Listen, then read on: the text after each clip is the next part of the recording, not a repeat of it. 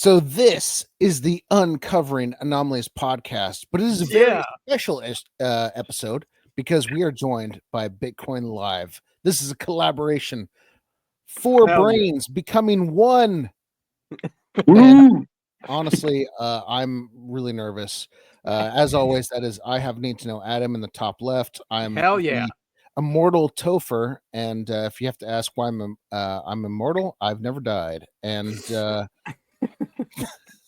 very witty, nice. That was a really stupid joke that I've been saving for like all week. I thought of that on like Monday. But we're very excited. This collab just makes a lot of sense. We're discussing before the show that Bitcoin people are just naturally open-minded, naturally, I would guess say anti-establishment. And that's really who we're fighting against here. And and we got Nick and Syd on the show as well. We're gonna be with us discussing everything. So hell yeah, we are so excited to have you guys on the show. I mean, so excited to be here. This is awesome. We've been looking forward to this. Yeah, we have too. Thank you for the promo, and your fans are just hilarious. I love seeing all the interactions with the promotions that were going on Thursday and Friday. But yeah, I guess for both audiences, maybe we should introduce ourselves. I'm Adam. I guess I've been interested in this since UFOs since I was a child. I am an experiencer. I don't know what I experienced. I'm not saying they were aliens or whatever. I always called them like those shadow people or jinn. Especially when I was a child, I saw visitors, tons of stuff. Yeah, visitors. I did see UFOs throughout my life as well. Like in Iraq, I told you guys I was a contractor there. I saw here in California plenty, especially off the Pacific Ocean, and these are with multiple witnesses too as well. It's not just myself. California's got so many of that. I've read all the books, I would say, except not all, maybe all the historical books, like these whistleblowers. Like I haven't read Elizondo's book Imminent, or I did, but I didn't continue with it. So none of those guys, but I'm very heavily read in it, heavily researched as well. Topher, I know you've been in this forever. Yeah, I mean, I've always been interested in UFOs and aliens like my whole life. I've got a couple. I mean, I've seen 2 UFOs, and like I think I've detailed the times I've seen them on the show. But just I've had this interest in the weird and unusual, and it's taken me here. Yeah, but what's weird about it? So we're cousins, guys, right? Me and Topher, and I don't think how come I didn't know you were as interested as you are when we started the show? Like I knew you were interested. Well, it's only become okay to talk about aliens and UFOs recently. Before, if you talked about it, maybe 5, 10, well, maybe not 5, 10, 15 years ago, you just go, oh, okay, this person's a weirdo for talking about aliens and UFOs. Yeah, but now, now it's okay. But I'm just saying, like, up until now, it wasn't. True. And that's why we started the show in 2022. So it'll be 3 years in October, by the way. Nice. And it was pretty much right before Grush came out, and that's when it really exploded.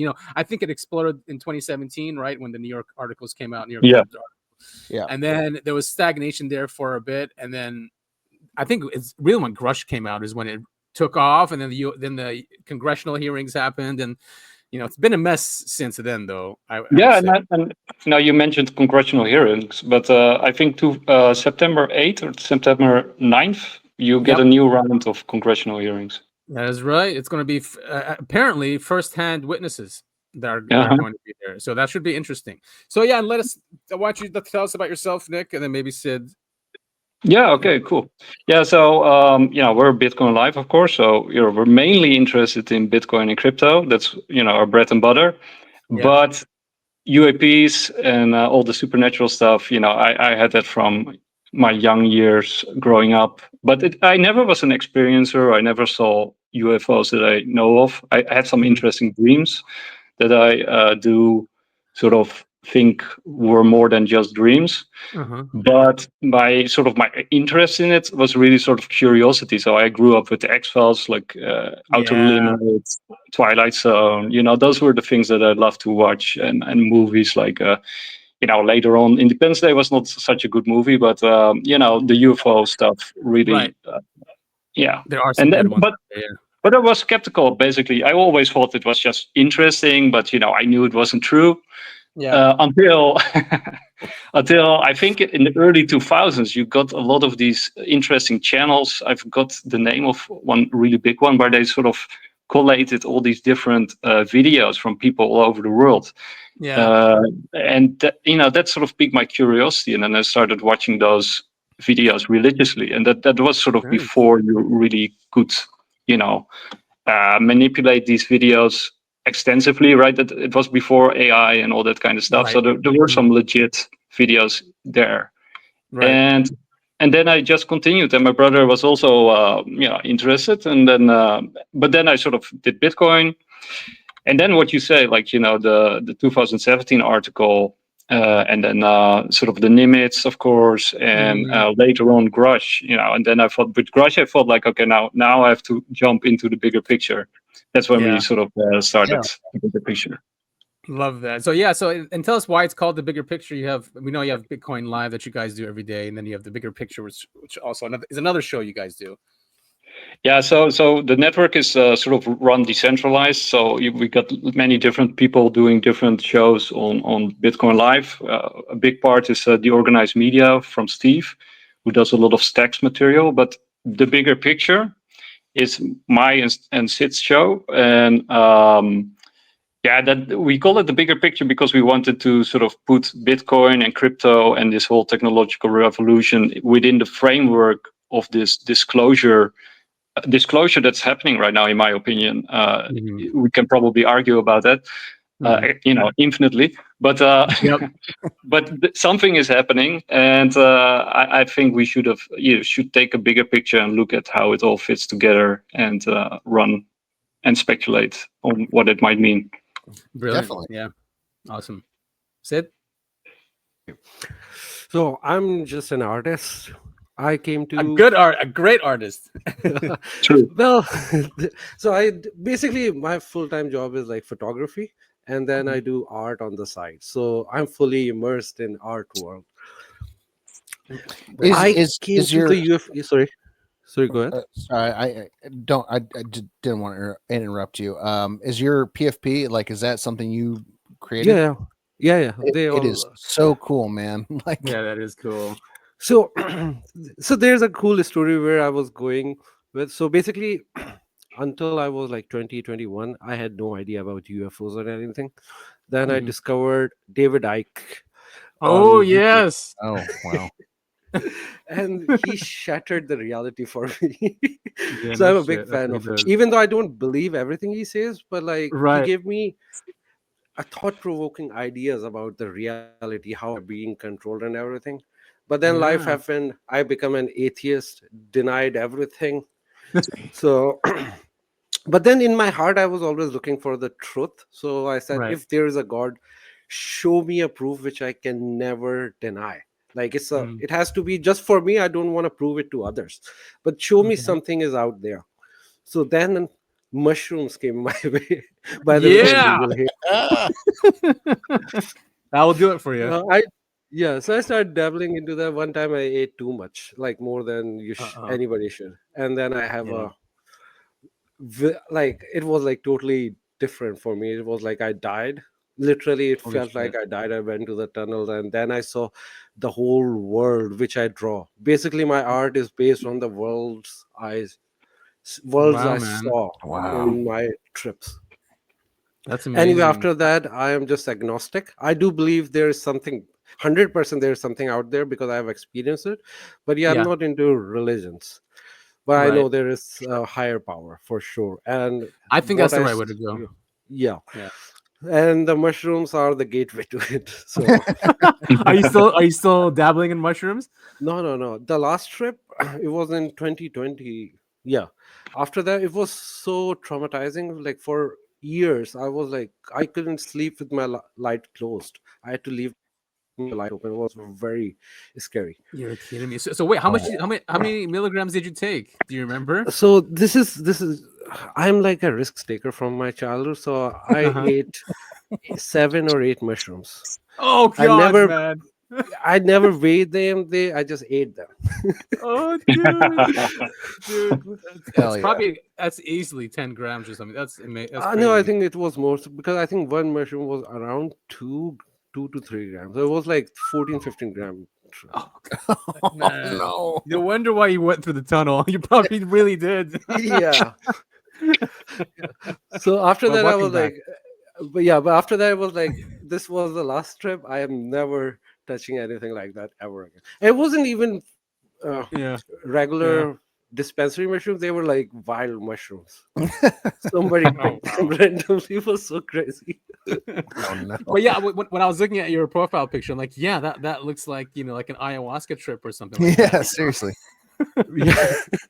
Yeah, it was like ayahuasca trip through mushrooms, man.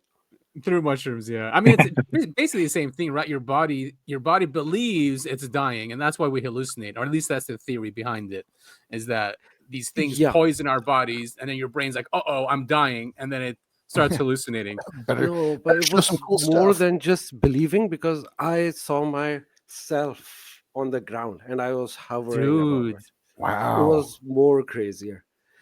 There could be a scientific explanation. It's just like an illusion or whatever, but I know what I saw. I cannot prove it because you cannot prove anything, but I know what I saw. I saw myself falling on the ground and I was like hovering on the ceiling or something. But I think also, you know, when you're sort of talking about scientific explanations, I think science is still like in childhood phase, right? So what we call now science, you know, 100 years from now, they will laugh at us like, oh, did you really believe that kind of, you know, nonsense? Exactly. You're so right, man. I mean, yeah, they just started bringing in consciousness into the conversation. I think, like you said, we're in the baby stages, because if consciousness is the base reality, then it just flips everything on its head, right? Exactly.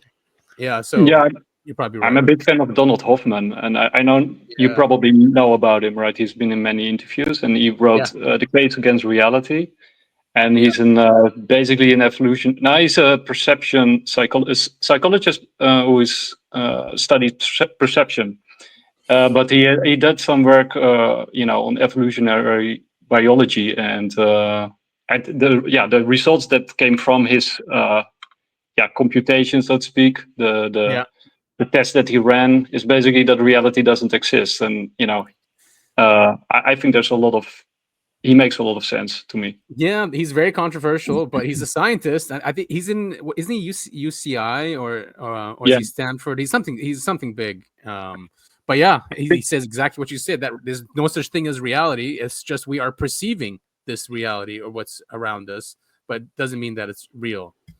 You know, basically our reality is being shaped by fitness payoffs, right? So we are not perceiving reality as, you know, truth, but just, you know, what helps us survive, right? So and procreate. So that's sort of what we see. Yeah, and that clicked with me too. So, you know, just to go back, when I was a child, I saw all this stuff right in my room, like, and they were playful. They weren't like evil or anything like that. These were playful things, and you know, they were like shaped like hourglasses. But once I hit 6 years old, boom! It was like, I remember being upset about that. It was like a light turned off, you know. And I think it's because the brain's like, well, you know, I don't think this is important for your survival, and we're just going to block it out, kind of thing. Which makes sense, that we see what's going to help us survive. Yeah, and then, you know, for example, William James, like a famous psychologist and philosopher, he sort of, you know, put out the theory that we need filters to live, right? You have to filter out as much reality as possible in order to operate, right? You have to focus on the things that you actually need, like which is called pragmatism, right? You only use what is practical. So you discard like 99% of reality is, you know, noise for us because we have no use for it as human beings. Makes sense. I guess that can apply to, you know, the Incas when the Europeans were coming onto the South American shores. They didn't recognize those ships. You know, maybe it was a filter. What's that story about? You know, they saw the ships, you know, like out on the horizon, and they had to bring a shaman in to tell them what it was. Because they couldn't, you know, fathom. They had no, you know, no framework. Yeah. They had, you know, there was nothing for them to relate it to. Yeah, and maybe something similar is happening to UFOs. Maybe if we just, because I've seen many, and it's like, and people have said this before. It's like when they ask for it or pray for it or have intentions that they'll show up. It might be the filter being lifted. You know, it might not be something that's listening to you. Yeah, and I'm not a big fan of Gary Nolan, but the sort of the research that he does into the brain, and sort of the idea that it's intuition and that's located, and that some people have this bigger area of the brain that lights up, and which is connected to intuition and creativity and all that kind of stuff.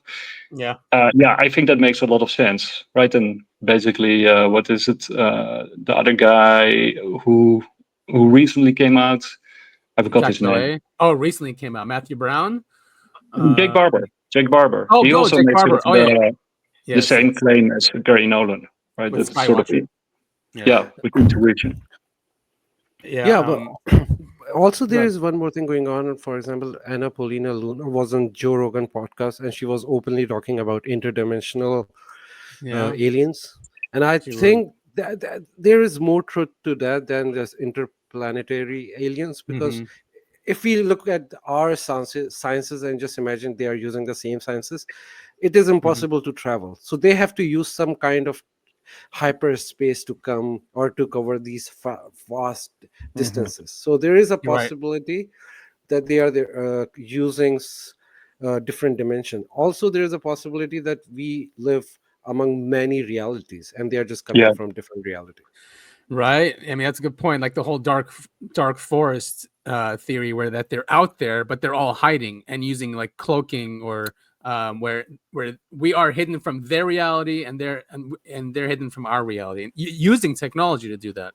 And I think also, like with the praying mantis, kind of sort of hypnotize its prey, right? So if everything is consciousness, and you have a higher consciousness operating, it would be very easy to sort of cloak itself by simply manipulating our perception. Yeah, I mean, the mantises are definitely known for that. And I mean, like time to them doesn't matter, right? They just sit there and stare. And they can do we have mantis aliens as well. They could be right in front of us. Yeah. So yeah, Jake Barber. I mean, something happened with Skywatcher recently, but then they denied it. Where one of the guys took all of their sensors and then left and went to the DoD or something like that. But anyway, there's supposed to be some drama there. But consciousness is definitely base reality, and like you said, if they can affect our consciousness, and we're just simple beings, then they can manipulate humanity. And maybe that's what they've been doing for, who knows, thousands of years. And that would be why, everyone who's been all these abduction stories, that's why they come back and they tell these, they have these insane stories of what happened to them. If their consciousness was affected, I mean, it seems, that it definitely seems like that's the case, where it's not just a one-to-one with reality, right? Like if your consciousness is affected and being manipulated, then you're gonna everything is gonna be weird. You're gonna have all these weird stories that happen to you. And I think also what you said in the previous episodes, I forgot, I think it was the one, not this one, not your last one, but the one before that. You came up with the analogy with the bears, right? So if you take a bear and and the bear is getting shot and then operated upon, and then return to the other bears, and then you have to explain to the other bears what just happened to him. Like, good luck. Yeah, exactly. So that's ties into what you said earlier about the boat, and the Incas or the Aztecs, when it was Incas. That they simply don't have the framework or the language to comprehend or explain what happened to them. Yeah, exactly. Yep. Also, scientifically speaking, we can only see limited colors, we can hear limited sounds. So maybe there is a possibility that reality is there, we just can't see it, and they exist right in front of us, exist with us, but we can't feel them. Yeah, 100%. That's a good point. There's an Italian, I think he's Italian. He's an Italian scientist, and I don't know if this is true, but he has a patent out and videos. But he invented a different lens. It's a concave lens, he says, and where he flips it. But then he said he was able to film these other realities, these other dimensions that were right there that are there, but we just can't see them or have the tools. Wasn't it? Yeah. didn't a bunch of Vietnam veterans come back and like, because that's when they first introduced the ultralight or whatever it's called, the goggles, right? Yeah. They came back and they said they saw a bunch of weird stuff out in the jungle, and it was because they had access to this color range that wasn't available with just your normal eyes. The night vision goggles. Yeah. Go ahead. Yeah, that's sort of the night vision infrared goggles, right? Mm-hmm. Yeah. Yeah, they saw demons or something. Yeah, and I think also because I think recently George Knapp he released some new footage from the interview from Corso. Philip Corso. Yeah. And he sort of speculated that night goggles or night vision was seeded into our defense industry, like microchips, night vision, Kevlar, what was the other one? Semiconductors, right? So that kind of stuff was sort of seeded into, that's the claim at least. But he seems to be like a very credible source. Yeah, I mean, he was a national security advisor, right, for I think Eisenhower or other presidents as well. So he was high up there, yeah. And when he was his like second right-hand lieutenant. Yeah, and even Paul Hellyer, Syd should know him. He was your ex-defense minister. He came out, and the book that really made him come out was Philip Corso's book, because he asked U.S. generals about this book, and they said every word is true in there, And then he went I think for a decade. Paul Hellyer, he's a great guy. Yeah, but he has been ridiculed, like many people from the UAP field, because he made such extreme claims, and there are extreme claims, right? I mean, definitely. Oh yeah, he was saying the U.S. was shooting down UFOs. And that there was a non-human intelligence agreement, and basically all the stuff that Israeli space agency director also he basically said the same thing. Yeah, Hamish Ed. Yeah, that's it. Yeah. That's also, be very careful with all this information coming from the government. I don't trust government at all. I think this is Project Blue Beam. They are deliberately leaking this information to do whatever they have planned. And they have also given us the date 2026 Easter time. Something will happen around that. Yeah. Apparently, and they're selling tickets. Like, what's his name? Who did that date? What am I forgetting now? The guy who sees the lady. The guy. Bledsoe. Yeah, Bledsoe is selling tickets to Egypt to go to the Sphinx because they're saying that's where it's going to happen. When I forget what star rises over the Sphinx. Orion. Okay, yeah. So that's 2026, guys. And then when 2026 comes, 2027 or 2030 or so. Syd's right. There's something going on here. And we try to also link or connect the dots here. And David Icke does a great job with that. He woke me up too, Syd, by the way. I mean, the first book I read was in 98, maybe. Oh, nice. Is it the truth shall set you free? I think I was like, whoa, this is just I loved him for just waking me up, because I think I was just asleep. It was really just a wake up when I read that book. And he has issues, the whole reptilian thing, but maybe it's true. I mean, when I look at the world now, there's something anti-human that's running humanity. It's just strange. But I think in all of this stuff, there is a large portion of, maybe it's the government or dark part of society that is trying to discredit all UFO and alien sightings. There is that portion of it, and there is a lot of nonsense out there, and that's I think that's the rub. That's what makes it so tough to decipher what's real, what's not. For instance, I've been texting Adam about this all week. Well, all week. Mm-hmm. There was some sort of leak on 4chan about an alien. Someone had a picture of an alien, right? Sure. And there has across the internet, there's just been a flood of just BS pictures of aliens, and being like, "This is the leak. This is the leak." I mean, so there is some sort of governmental force or whatever is above governmental force to just discredit everything that is being talked about when it comes to aliens and UFOs. Oh, actually, there was a great book, I think from 15 years ago or 10 years ago. No, I think 15 years ago, from Evgeny Morozov, which called The Net Delusion. And this guy is from Belarus, White Russia. And, he sort of explained that, with the arrival of the internet and these new technologies that, for these governments, these authoritarian governments, the truth is sort of very difficult to hide, right? Because it's sort of all out in the open. Yeah. So their techniques is to cover it under a mountain of bullshit. Right, to just put out as much information as you can, so as much distraction as you can, entertainment as you can, but also to mix it with falsehoods. And besides that, right, I mean the truth, whatever it is also bizarre, right?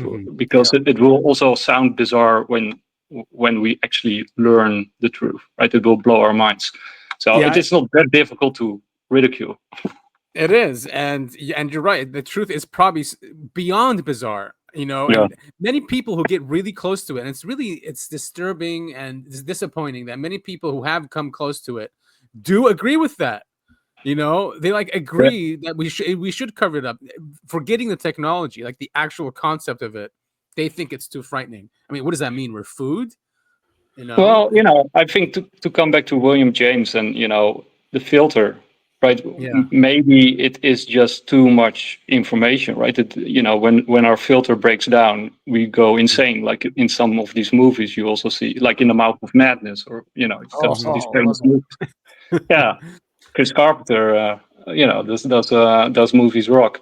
But that basically will, our mind will disintegrate into pulp.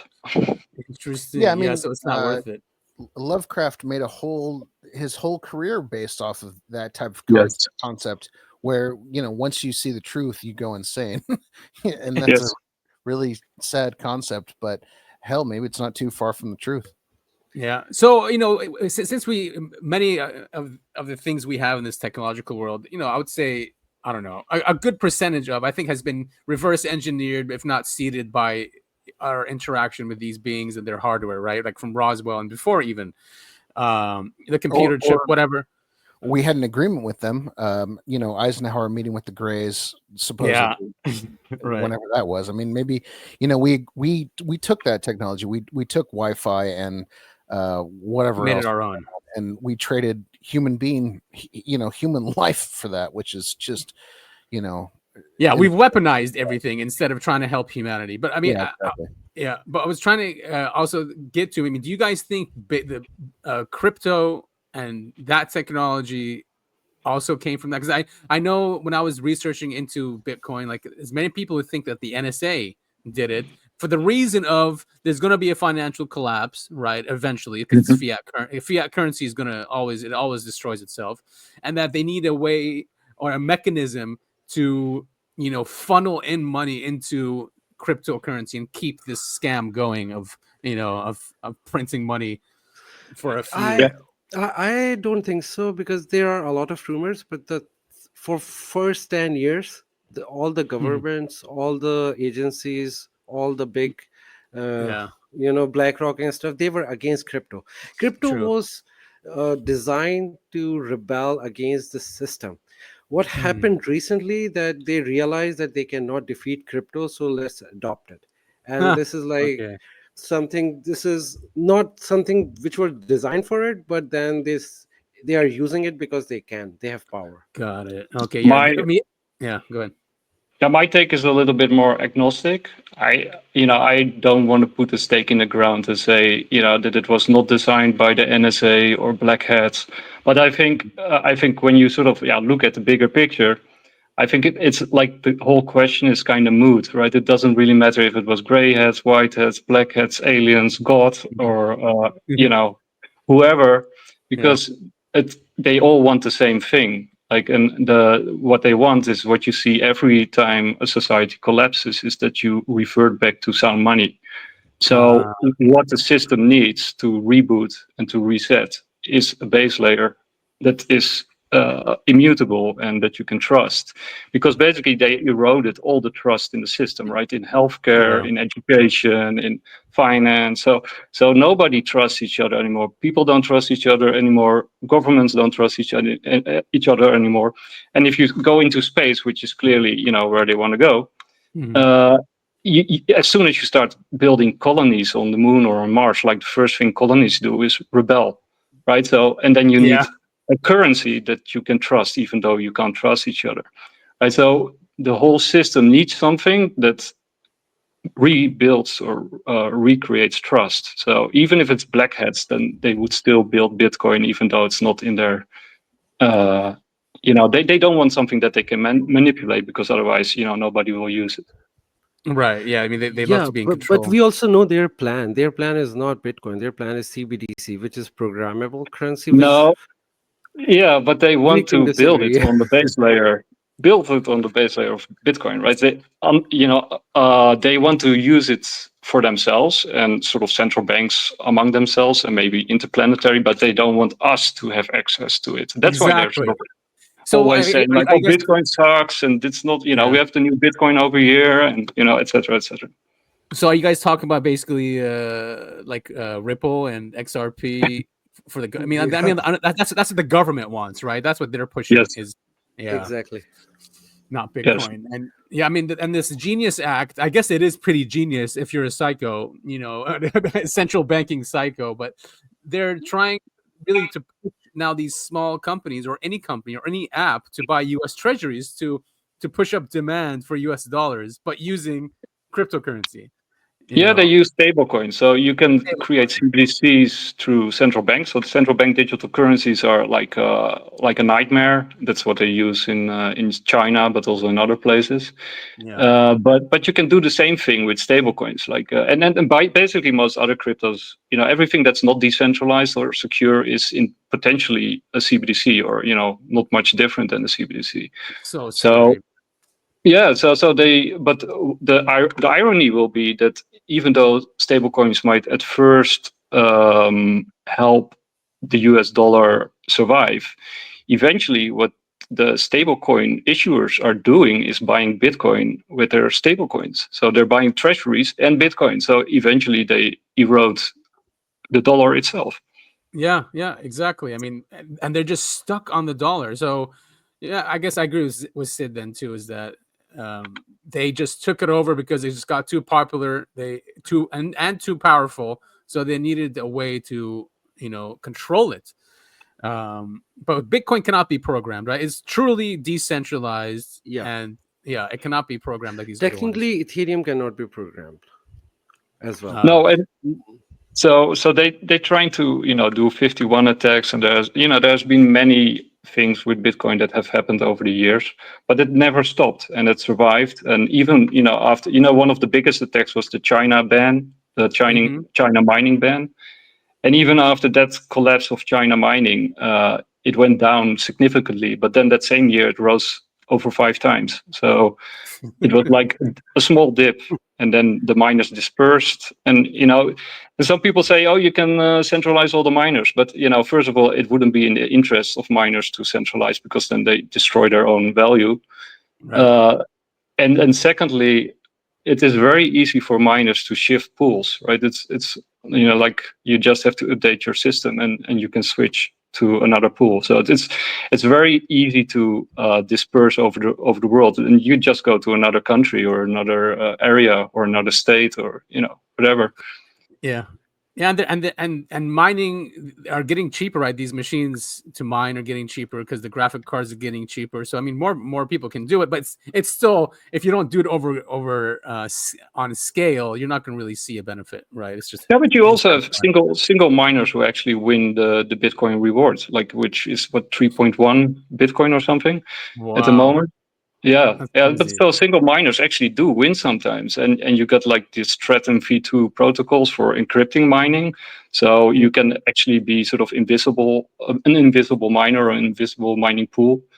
So there's like lots of way to and besides that, right? You got Russia, China, probably Iran, and I imagine most other countries are mining Bitcoin. So So good luck centralizing it. Well, that's cool, man. I mean, I think Bitcoin is definitely going to have a place in humanity's future. Is there anything you guys recommend to your audience about the incoming financial collapse? I mean, it's not going. When this one happens, it's going to be a currency collapse, right? It's not going to be a joke. And no, yeah. So I noticed that on your channel you were also speaking sort of about the end of the world and that kind of stuff, and that's also something that we talk about, but more from a financial perspective. So when you sort of look at the entire system, it is completely over leveraged and unsustainable, and sort of all the wars and discontent within countries and between countries and all over the world, and even sort of the environmental pollution and all of that stuff can be traced back to a fiat system. And historically, every fiat system has a shelf life of 100 to max 200 years, and then it's over, and then it implodes like it always does. The only difference is this time it's global. And there's no exit. Or there is an exit now. It's a very big exit, but everybody say don't buy it because it's going down. It's volatile. Right. Right. I mean, this money has to be funneled somewhere, right? These people don't lose. So if the system is going to collapse, where is this capital is likely to enter cryptocurrency and most likely Bitcoin, correct? Yeah, but I have a different theory about it, because I don't think they need money to control people, because fiat currency was designed to control people because rich elites need humans back in the day, until even now. But in the future, what we see, there will be robots who will be doing everything. They don't need humans, so they don't want to control the money because they don't want people. I think future is very dark because they want to reduce the population. Money won't even come at that time. Can I sort of tie in there, because my theory actually sort of takes notice of that aspect too, right? Because first of all, right, you still will have some humans, right? They first of all, you can't erase everybody, and they don't want to erase everybody, but they do want to reduce it significantly. I mean, that's they say that however they can. They say it openly. And even in movies, right, we were bombarded with series and TV shows that say, "Oh, all those people, there's too many people, pollution, right? Oh, you're taking a child. Like, don't you think about the planet or whatever?" Which is nonsense in my view. But it's basically saying that we want less people, and they want to control people. But the point is, you still will have need of something that keeps track of reality, like a base layer. Even AI needs something to be tethered to reality. Also, if you want to build like a digital infrastructure, you're not going to build your house on sand, right? You're going to build your house on a bedrock. Otherwise, it's kind of hopeless. So you need a bedrock, and the bedrock will be Bitcoin. Love it, man. Love it. I mean, I think they've realized this, and you can see it because all the ETFs that are out there, not just them, and not just governments and corporations buying actual Bitcoin, but then there's all this speculation going on another layer as well. So, but there's been some takeover. I'm not saying it's a full takeover, but they're trying to contain it. What they're doing is they're doing the same thing as what they did with the internet, right? Because the internet at first was liberal, free. You got everybody had their own site, and it was like a pirate situation. It was very cool. And you got all kinds of crazy sections of the internet where you could learn stuff that you never knew existed. And the same thing is with crypto. It's also like a wild west, and they're trying to rein it in and tame it. And that's why they sort of put the pressure on Bitcoin, because that's the real exit. And that's why they pump up all these other coins in order to distract people, because most people are in it for the money. Right, they just want to make 100x, and then they convert it back into fiat, which will exactly. What's the point? Yeah, what's the point? By the way, I'm a big supporter of crypto. Don't get me wrong, but there is a big vulnerability with the crypto that it's only digital. It will only take one solar flare to destroy everything. So true. That's why I'm very, scared about the future, because Solar flare gonna come is also being predicted by scientists as well, but also some religious or mythical people, that is gonna come, is gonna shut down the grid and everything, and then we will have alien invasion. It's all the conspiracy, but this is the plan. So when it will happen, there won't be a Bitcoin, and then we will be left with nothing. No. I mean, I know this argument, and it's basically the same argument with nuclear warfare. And as Michael Saylor pointed out, like Bitcoin is nuclear warfare resistant, because you only need like one working computer on world, underground, or on another planet, and you can reboot the entire system and start over again, right? So it's basically a distributed ledger, right? So you just need one solar flare. Solar flare will shut off everything, and it will happen before we go to another planet. Yeah, I mean, I think if we're not already there. I wonder if these resets are just in the system to keep a species from getting too advanced. It's just they know, the system knows when you get too advanced, and just a solar flare happens, and you got to start over again. Who knows? Yeah, I think when you sort of look at the bunkers that are being built, like these really deep missile silo bunkers that are refitted, that has been going on for many years now. For the people who are not aware, like, you got these beautiful, luxurious bunkers with everything in it. And one of the things that's included in all of these bunkers and underground facilities is Bitcoin mining rigs. I think you can actually survive a solar flare. Interesting, because it's all the way down, or and protected with lead and all these other. I think it's even Nibiru resistant.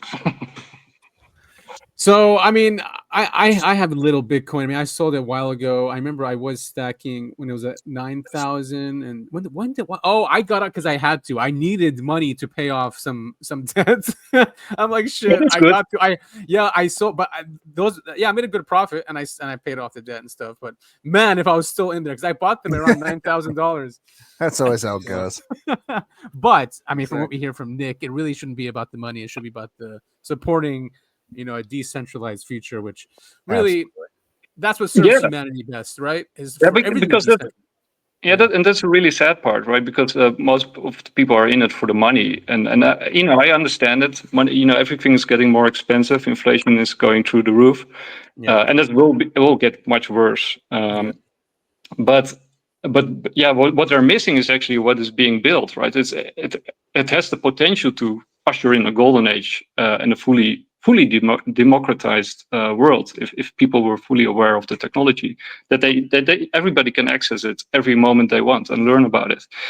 But they don't, because they're listening to the mainstream media, and they're buying all these other cryptos that are essentially controlled or censorable, or and that will be part of the control grid, because these parties, they want Bitcoin for themselves, but we get CBDCs, and like Syd says, you get the robotic AI, nightmarish control surveillance system that's being rolled out as we speak. Yeah, exactly. That's what they want. We are seeing it happen in front of us. They want to replace all workers with androids, even and entry jobs with AI. They probably want to lock down the internet. Not probably. They're working on locking down the internet with AI, which means free speech will be, at least on the normal internet, free speech is probably going to go, because everything would be pre-screened before allowing it to be posted. Either if it's a video, or even just a text post. I mean, look at the UK now, like what they're doing with they want your ID to to view certain videos on YouTube. I mean, it's ridiculous. You're right. This is happening in Texas as well, right? Yeah, I think it's. I think it's only with the porn, but still. Yes, it's with porn. Yeah. I don't think anybody will give their ID to watch porn. That's a stupid thing. Of course not. Exactly. No. See, I go the other way, and I think people are that stupid, and they will give their ID to watch porn because porn is essential. Use VPN. No, I'm just saying, if you want to watch porn, use VPN. Simple. Yeah, exactly. Use VPN. There's always ways around these things, and maybe there'll be a way around this technocracy that's coming up. If this is set up, I mean, yeah, it's a nightmare and it's going to be hell and extremely dystopian. But hopefully, we can wake up enough people that it doesn't need to be our future. It doesn't need to be. Right. Yeah, it doesn't need to be.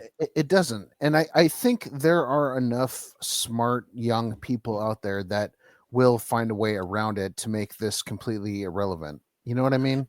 Yeah. And from my point of view, I really feel like the UFO secret has corrupted humanity at its core, because if you go back, that was really when it started getting corrupted, where this group, there's always been elites, there's always been a group on top of humanity ruling humanity, but when this happened, it took them beyond, like hundreds of years beyond humanity, and they've been able to just control us since then, and because that corruption is so normal, other corruptions happen, like COVID.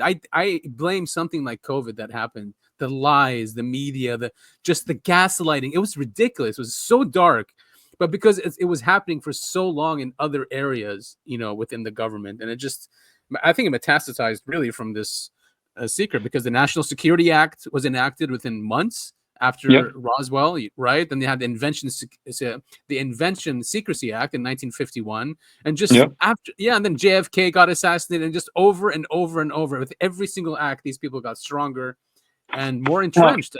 And also with Roswell, like in the same year, you had the creation of the CIA and the Air Force. Yes, exactly. The Air Force. We didn't have an Air Force before then. Very scary and stuff. Also, the CIA is also like a truly disgusting organization. Not only the way they act, but they basically got a ton of Nazis from Nazi Germany in order they sort of rolled them into the CIA. And Dulles was basically also a big friend with the Nazis. No, but that's NASA. They have also NASA. I mean, it's like we won World War II to bring these guys over and use them for our purposes, not really to get rid of them. And don't get me wrong, Germany was so advanced and so beyond. And isn't that strange, right? Because what we learned in school was that the Nazis were irrational, like they believed in the occult, and how could they be so far advanced if they believed all these crazy theories that don't make any sense, right? We were the rational people, the West was supposedly rational. That's why we won the war. So how could they be like 30 years or more advanced than we were? And why would they want all their scientists and technology? Exactly. Right? That doesn't make any sense. And I actually have a theory about Atlantis, right? Because I was sort of doing some research we were doing an Atlantis series, and we did part 1, and then all stuff happens, and now we're still waiting on part 2. But when you sort of look into why Nazi Germany invaded Norway, it's really strange, right? Because the official narrative is that they or was Sweden, but I think it was Norway, that they wanted to invade Norway because of whale oil. Oil and butter. Right. Really? Yeah. That's the official reason why they invaded Norway. Okay, what's your theory?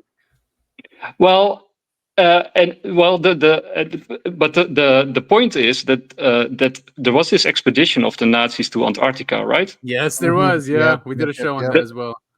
And everybody agrees that happened. That's also on Wikipedia and stuff. And do you know why they went to Antarctica? It was the same reason, right? They wanted whale oil and So the official reason is that they didn't want to invade Norway, which they did.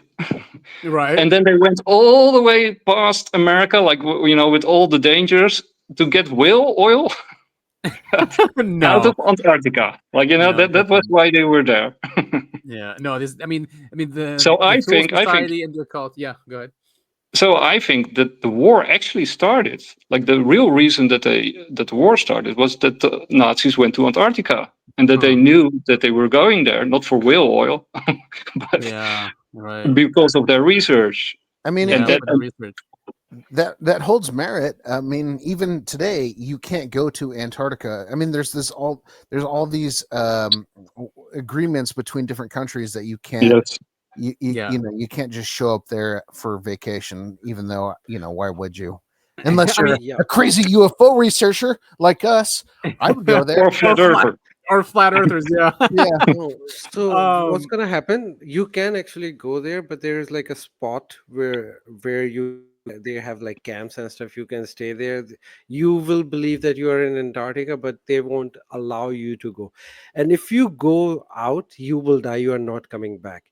It's also in their warnings that if you go there and something happened, nobody will come to save you. And anybody who goes all the way to the center or further, they never return. They fall off the edge of the earth. Yeah. But you know, but there's definitely something there, right? And I think you have a good point where the Nazis went there like, wait a minute, we need to destroy these guys. And there's probably a civilization there, either active or inactive, but whatever, there's technology there that someone could have. You know, my opinion is that you know, there is evidence that there was a civilization there, and you know, obviously, I mean, in my opinion, I think it's inactive, but I think there's so much proof that something was there, you know, that freaks the modern governments out.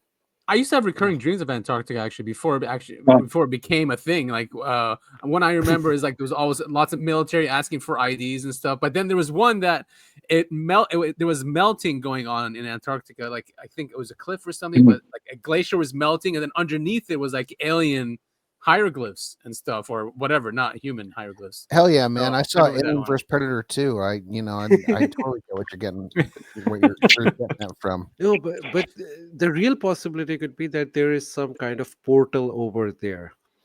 Because if you read Operation High Jump, they saw a UFO and everything. So General Byrd actually end up somewhere green, which I don't think there is any greenery in Antarctica. So probably he crossed the portal and met with those aliens. So there is a possibility of that.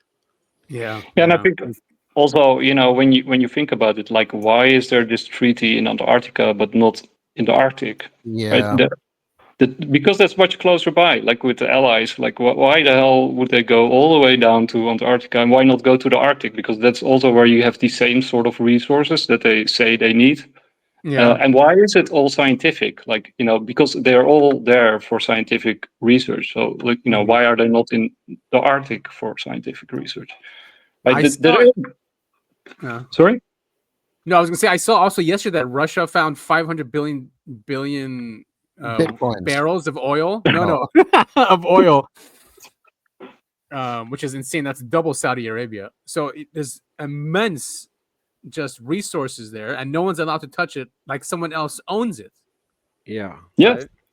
Yeah. Well, you know, not to dive too much into the Nazis, but I mean, a bunch of them escaped to South America, and what is South America close to relatively? Antarctica. Right. Yeah, and there's they go with their time. It's opposite timing over there. Like like summer is in December in South America. That's right. It's flipped. Yeah. And there's also this guy, I forgot his name, but I can find the links. He did some amazing work on these old maps, like the Peruvian map, but also some of these other old maps. Yeah. And the results that he came by, and I found them very convincing. It's a very scientific way of approaching. I know which guy. He works for Raytheon, right? That guy? Maybe, I don't know. He had like a YouTube channel with only 5 YouTube videos on it, and I wish he continued, but the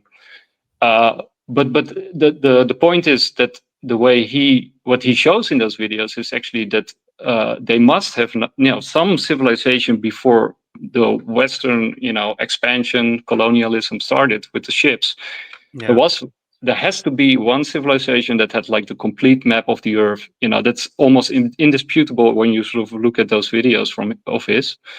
And what is also interesting with the Peruvian map is that at the center of that map, sort of the heart of the map, is the Pyramid of Giza.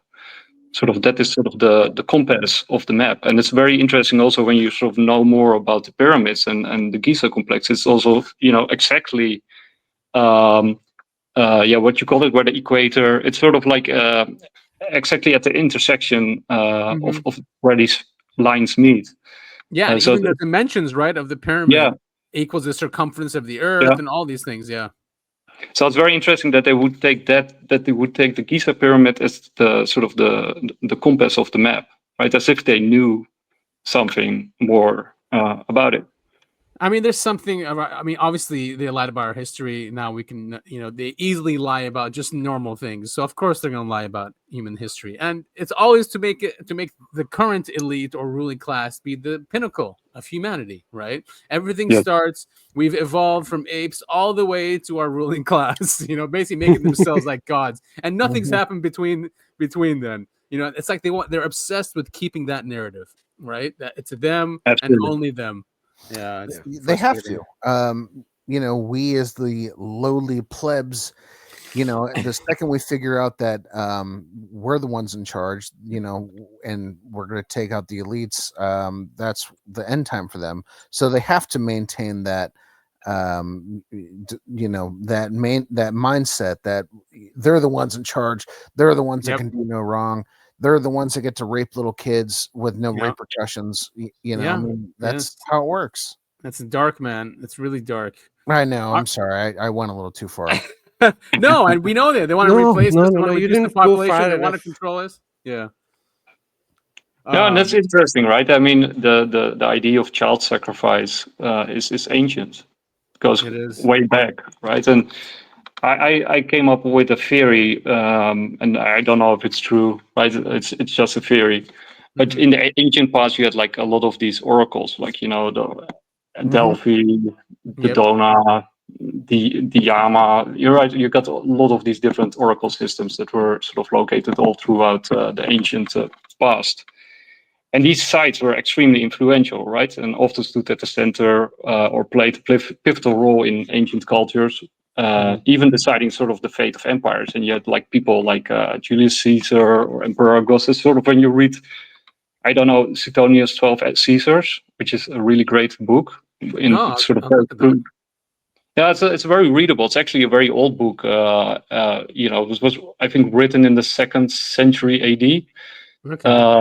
But it goes sort of through all the 12 emperors that sort of lived up until that time. And these emperors like Julius Caesar and Augustus, they used the flight of birds, the intestines of animals, comets, omens, like all those kind of things to actually make major decisions. Like when Julius Caesar crossed the Rubicon, it was because of a flight of birds, right? That was sort of a positive omen. He had like a personal priest and an augur that was with him. But the Persians, the Babylonians, the Greeks, Assyrians, you name the Chinese, everybody believed that these things were real. Omens, yeah.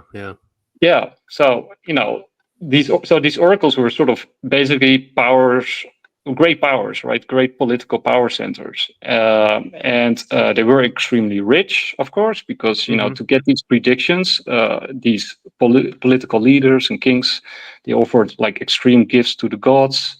And the bigger and more extravagant the gift, the more pleased the gods and the better the prediction, because both in the accuracy and in the outcome, because you could basically bribe the gods. Yeah. And on top of that, you had also like they were very renowned. They were holy, so they were considered neutral and independent, and as being seen as above political and worldly affairs. And people like political refugees and criminals, they could sort of get like sanctuary there. And they were also connected. These sites were connected with each other, but also to the courts that they advised via emissaries, spies, or through seers and priests connected to these holy oracle shrines. And these connections to the courts were both to sort of maintain, of course, and better serve their clientele on the one hand, but also to make better and more accurate predictions. For example, those spies, and you could say like also to test remote viewing, because one other thing is, of course, from these sites is that they were drenched in what we would now call the occult and the paranormal, right? Because what they were doing, these oracles were basically remote viewing, what we now call remote viewing. And and they did some really amazing predictions, like the Sibyls. They predicted sort of the fall of Rome like 800 years later. So what do you have when you put it all together? Well, you get an alliance between banking, intelligence agencies, the rich and powerful, and the occult. Where have we seen that before? Right? Yeah, and that's where we're living in. It's the exact same thing, right? Yeah. The occult, banking, rich and powerful, and then but the occult always has something to do with UFOs. It's always been intertwined with it. Yeah. Many people who research this. I mean, there's that famous TV show Twin Peaks, and that's really about the occult and non-human intelligence, and nukes. He's got nukes in there as well. Yeah, the whole thing. And these things are really attracted to nukes, probably because it does mess. If they're interdimensional, it probably messes with the dimension that they're from, or maybe it lifts a veil, a technological veil that's out there to hide them. Maybe it lifts that veil. Something is up with nukes. They don't like them, and it makes humans powerful. I would suggest that that's why Israel stole those nukes back in the 60s. And and they have hundreds of nukes, and probably way more advanced than they were in the 60s and 70s. And that's why they feel emboldened. Maybe there was something managing humanity, or still tries to manage humanity, and maybe nukes are a way for the ruling class to do what they want. Since they were always under the thumb of whoever these beings are, because history shows a lot of that, where humanity was led by another force and shaped by another force. However, since nukes, we've realized that we are being shaped by the elite. It's like they're trying to recreate the system that these NHI are in control of. So if we have like a centralized AI for humanity, a global one, like a new world order, and a surveillance system, but they are not beholden to it, but the rest of humanity is, it kind of makes them like gods of that system. Yeah, and I think also, that's sort of where we're heading, right? Because I think we're reaching the point where it becomes very difficult to control this big lie that they've been telling, right? There's too much technology out there that people like you and me can use, from Bitcoin, but also like SAR technology that they use to look underneath the pyramids. The world is becoming too unstable because the system has become over leveraged, and it has become over leveraged because they are using it as a piggy bank to build this new reality where they're gonna rule as god kings. And then the secret is too big to hide, right? They've been hiding it for too long. It has grown too big. There's too many components and elements to it. At some point you can't control a lie if you keep sort of telling it, because you get caught up in your lies. And then at the same time, you also reach sort of the limit of what you can do with the thing that you're hiding, right? Because if you keep it a secret, you can only, give it to a few people, and they don't have overview. Like if you make it public, like a Manhattan Project, you can get it out to the public, and you can reach new levels of development. Mm-hmm. And I think also we're at this point where they want to implement it at a societal level, right? They want to bring it out in the open and to upgrade our society to, the next level. And I think also, and that is probably most important than what you just said, is like at the moment, we're reaching this point of technology where they are also able to control and surveil the population, right? Yeah. So they're at this point where I think they're in desperation, right? At some point, it's like, they want to pull the trigger and, get us to the next level, but it's very dangerous and fraught with risk, right? Because you got too many moving elements, and it can easily spiral out of control. So you see sort of like this desperation in their actions, and COVID was like a really sort of clear example of like overreach and panic on their part. And I think at the same time you got this zeitgeist, right? I mean, probably that's partly seeded through all the TV shows and series that we grew up with. But also I think there is something happening to humanity and consciousness, and I think there's also probably good NHI, or at least helpful NHI, or NHI that don't like the other NHI that that try to wake us up. Yeah, I think something's happening, and COVID I think was part of that too, because a lot of the population woke up from that, right? The ones that were really asleep, that didn't know how corrupt government was and these institutions were. And they did try to implement it, and I don't think they were going to stop. If it wasn't for, you know, Ukraine, the Ukraine war, this country would have, and the West would have continued. It was bad, man. It was really bad. You know, yes, there was a rebellion. Yes, there were people were having rallies, but they didn't care. They did not care. They were throwing everything at this, and it was. I remember it was so dystopian, and I'm just happy that they stopped. For me, I think COVID backfired on them. Yeah. Because they were planning to implement like one world government and all the lockdowns and everything. Two things destroys that. One was George Floyd BLM protest, because this is where their two ideologies collided. One was like, yeah, they have to give everyone rights and all, allow the, like, you know, all the woke ideology at that time. Yeah, exactly. So they had to let that go, and then people realized, okay, if COVID is that dangerous, then why they are allowing so many people to come together at one place? And right after that, we had Ukraine war. So that plan backfired, and more people woke up to the reality of this world. Yeah, right, exactly. And now they're, I think that's why they're really panicking, because who's that guy, Harari, the World Economic Forum guy? I mean, he was just blatantly saying it, you know, that they now have the power of God, or more than, they're more powerful than God. He was saying, he's such a clown. Oh my God. Yeah, it's so evil, that guy. Yeah, but you know, in my view, sort of COVID was sort of the pinnacle of globalization. Like that's when everyone was still working together, like China, Russia, America were all sort of on the same team, and they were sort of spinning out this story that we all had to get vaccinated. And then sort of the moment that stopped, because that, you know, it was also necessary for inflation, right? Because they need gigantic amounts of inflation in order to keep the system going and also to extract wealth. So as soon as that stopped, I predicted, okay, you know, then they need war, right? That's the only other tool that they have. Like historically, in these situations, you had war. Right. So, and then, you know, like moments later, you got the Ukraine war. So that's sort of the start of deglobalization where we are in now. And I think, you know, when you sort of look at Bitcoin and what it could signify is basically civilizational collapse, right? From sort of the elite standpoint, I think that they're sort of hatching their bets, and they're thinking like, okay, this could go terribly wrong, and we want to sort of reboot society if it's necessary. So that's I think, you know, what it signifies.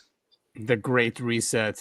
That was So I think they tried to do that reset with the virus. It didn't work. So now they are going to the plan B, which is wars. And wars, So if anybody who's following the current affairs, they must know that we are at the brink of world war right now.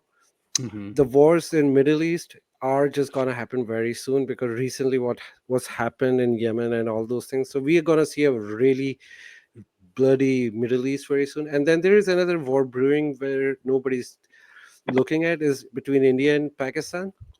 And it's gonna happen. It's happening. It's because recently what happened, a lot of floods happened over there. And then I looked deep into that and realized that India opened the gates of their dam, and and like there's like a huge flood, like half of Pakistan is like sinking. You're kidding me. No, boy. So if you go and just look at the videos of flood in Pakistan, you will see that the big cities are underwater right now. And the reason for that is like India opened the gates of it. And they did it because Trump and Pakistan made a deal or something. India didn't like it. There is like a whole thing going on. They are enemies anyway. So I think once Pakistan recover from that, they will attack, or they will do something stupid, which will lead to a big war there. Yeah, and they both have nukes. And then I heard that Israel is going to attack Iran by end of this month, or end of September. Yeah, it's very possible because it is coming very soon, because like they are saying it out loud. And then I just heard this morning that Germany asked its citizen to leave Iran. Oh shit! Oh yeah, and that's right. And Russia asked their citizens to leave Israel, or their diplomats. So yeah, maybe there's something going on there, and that will turn nuclear.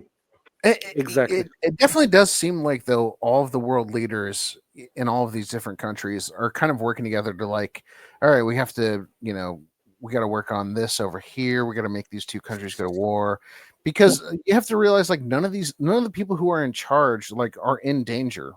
at all. It seems like no, they're not ever. No, yeah. So the way I sort of look at that is, I think you're right. So first of all, they have sort of overarching things that they want to achieve, right? Even though they might not disagree with each other, right? There are some things that they agree on because there's other stuff that they hate, like us. So that's stuff that they can agree on. But I think what's also important to realize is sort of the governmental structure. Like what I said with the oracles in the past. It's basically an alliance between intelligence agencies from around the world, central banks from around the world, and the elite from around the world. And I think these entities like the central banks, they have more interest and alignment with each other than with the countries that they are saying to represent. And the same is with the secret service. Yep. So then you've got some secret services that are more adept at doing what they do than others. But I think they are all sort of on the same team of the bad. Right. Yeah, they're essentially all owned by the same ruling elite, right? Global ruling elite. Like this essentially is no real countries, right? No sovereign countries. And like Topher was saying, that they play them off each other for reasons, that we can speculate about, but it always keeps them in control and entrenches power even further. Yeah, but on the same hand, I do want to highlight what I always say in the bigger picture is you always have factions, right? Even the worst people, they hate each other just as much as they hate us, right? And they can't trust each other, either. The more control you centralize at the top, the more that distrust rises, right? Because the players of the game know where the game ends, right? It's like complete absolute control, and who gets to hold that control, right? And if you then say something that the other person doesn't like, you're out, right? So basically the more control you centralize, the more distrust at the top, and the more they hate each other and fight amongst each other. And that's good for us. So that's good for us then, right? In the long run, because they'll just end up killing each other anyway. Yeah, right.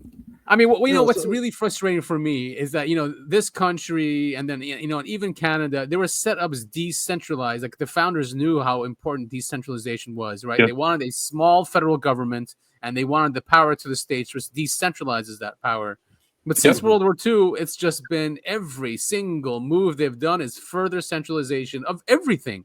Every single thing is what they want is centralized, and bureaucracies, and it goes against American ideology. It's just crazy how they brainwashed the people, or I guess tired them out to accept this, accept these systems. They're just centralized and powerful.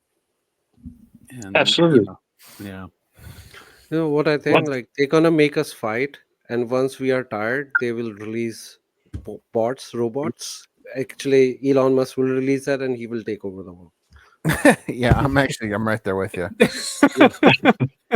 I actually back in the day I draw a whole piece of it. I will send it to you guys if you want to place it over there.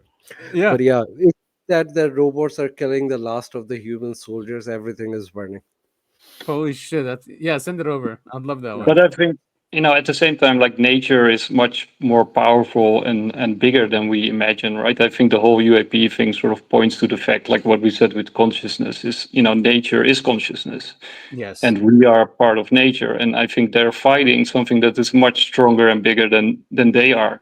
Yep. And when you sort of look at what is centralization actually about, it's about reducing risk and increasing control. Like, because if you increase control, you reduce risk.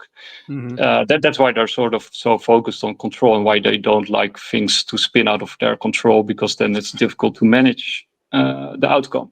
So they always want to sort of keep chaos as minimal as possible.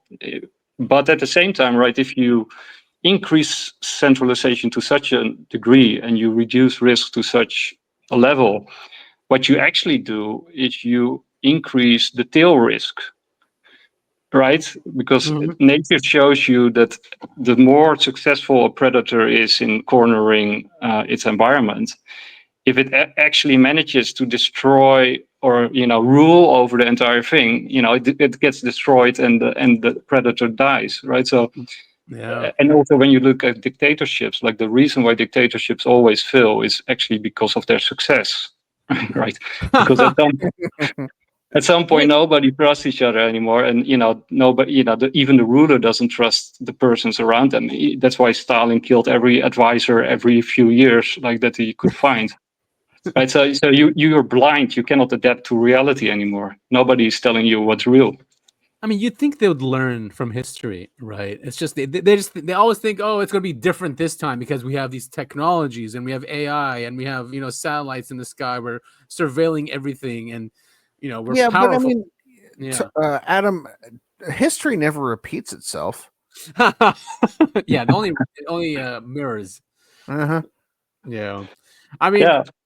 These conversations are always great to have, and people like what Syd said is that they want us fighting each other. That's what people need to wake up to, is that we need to stop fighting each other. No race wars, no economic or whatever wars within humanity. They need to recognize that the rulers, the ruling class globally, even if they don't trust each other, work with each other, because they want this system to continue and this system of control. I mean, there's no better example of that than here in the United States. We talk about Republican versus Democrat and yada yada yada. Yeah. They're on the same side. Right. All they do is help each other out, and it's a uniparty. It is a uniparty. Yeah, absolutely. And I think also sort of when you look at what has happened the past 20 years, you got like the one sort of psyop after the other, right? Because you got. First of all, they sort of took out the Catholic Church, right? I'm not religious. I'm agnostic, like Syd is. But sort of the whole sort of child molesting thing that they and of course it was horrible, and they were sort of right to point it out. But in my opinion, it was to just take over the Catholic Church because it was too big of a player, right? And too powerful. They just only want the state. They don't want religion anymore. So they want just one player in the field. So they took over the Catholic Church, and I think they also took over Islam in some way. You could argue, or at least the Saudis have been taken over. Yeah. But on the top of that, you had like you got like Me Too, you got the cigarette ban, you got in Holland you had like an anti-Sinterklaas activism going, which was like a very small group, which was paid by sort of elite institutions. There was like very little ground enthusiasm for the whole thing. But they did sort of manage to sort of change society. And in Spain, it was like fighting against the bulls, and then you got Black Lives Matter, you got the whole woke thing. It's like, they're weaponizing culture. And their whole point is divide and conquer, to create as many divisions as possible between men and women, black and white, you name it. Everything. You're right. They just want everyone fighting, except it's like a distraction to just not noticing them getting bailed out right by the government. Exactly. Yeah, I mean, they're always going to paint it as black versus white, Democrat versus Republican, but the truth is, it always comes down to the same exact thing. It's the elite versus everybody else. Yeah, but most people are gonna, understand this, and UAP and Bitcoin are a great way for people to open their minds to this, because once you realize that the UFO secrecy is real, right? There's been something monitoring humanity, and it's been kept secret, and then about Bitcoin and the importance of decentralization, these, and then you look at the system and you realize it's not decentralized; it continues to become centralized. These two open up people to, I'm not gonna say rebel, but at least find solutions, for another system or a new system outside of the system that we're in. If you actually hold your own Bitcoin and you sort of become aware of what it entails, right? Like sound money, the more people who have their own money under their own control, the less power the system has over them to do what they want, right? It could basically decentralize politics and restructure all our institutions in the right way if we wanted it to. And even if 0 point energy is true, which I do believe it is, you can actually run 0-point energy Bitcoin, right? Bitcoin can scale infinitely, right? It doesn't matter how much energy you put in there. You can also put 0-point energy in there, and that would mean that everybody would become a miner. Like every individual could theoretically become a miner with 0-point energy. Yeah. Right, and that's amazing, actually. Yeah, and you're not really, the cost is not that much to you, and then that's like OBS in a way, right? It's basic income. Wait, sorry, OBI, not OBS. UBS, but UBS. Sorry, yes. So universal basic income, especially if they are going to replace us. Yes, there'll be other jobs. I mean, you can become creative or just an entrepreneur in your own way, and many people will do that. But not everyone has skills, right? And we can't just forget about people that are either too old or don't have the skills to compete or do something else. I think UBS is an important thing. I wouldn't have thought this 5 years ago, but I did not think how real these robots coming in are, and they are. You can see them just move boxes intelligently, walk around manufacturing sites. They're on the street. I bet we'll be seeing them in schools, greeting kids coming in. Who knows? They might even teach them. I don't know if they'll be allowed in many districts. But you already see robots in care homes, right? Taking care of the elderly. Exactly. Also, we are just talking about North America. In China, they are already doing everything which we are hoping to see in future. Because I have like a lot of friends in China. They have robots in the restaurants. They are bringing the food. They are doing everything in China. So robots are already over there. Yeah, it kind of feels like China is like the testing grounds for all of this stuff. So how are they handling that as a society? I mean, are they upset about that? Or are they embracing it? They have to embrace it, because like Chinese people are very different from us. We have a free will. They don't basically. Right. So they have to follow the rules. And I think also what you have to realize is CBDCs are very well developed in China. So, people who say stuff that don't fit, right, they get automatically marginalized, right? They marginalize themselves. So, they can't travel, they can't spend on food, their family and friends will evade them because otherwise your credit score goes down. Right. So the problem solves itself. You only have like nice people and people who say that the government is great, because otherwise your credit score goes down. Didn't they disappear a billionaire a couple years ago? Am I misremembering something? No, you're right. Jack Ma, founder of Alibaba. Jack Ma. Yep. But I think he showed up again recently. He has, but he's not doing the interviews he used to do before or anything like that. I saw something. No, he's pro-government now. Of course. Yeah, how that works. Now, if China has that system, good for them. Just don't make it global. I mean, nothing against China here. I think if that system works for them, But I mean, it's the same thing. It's it's the people, the elites, the people in charge, who make the rules, and they disappear anyone who disagrees with them. I mean, it's not good for them. It's a total it is totalitarian. Yeah, total. Yeah, thank you.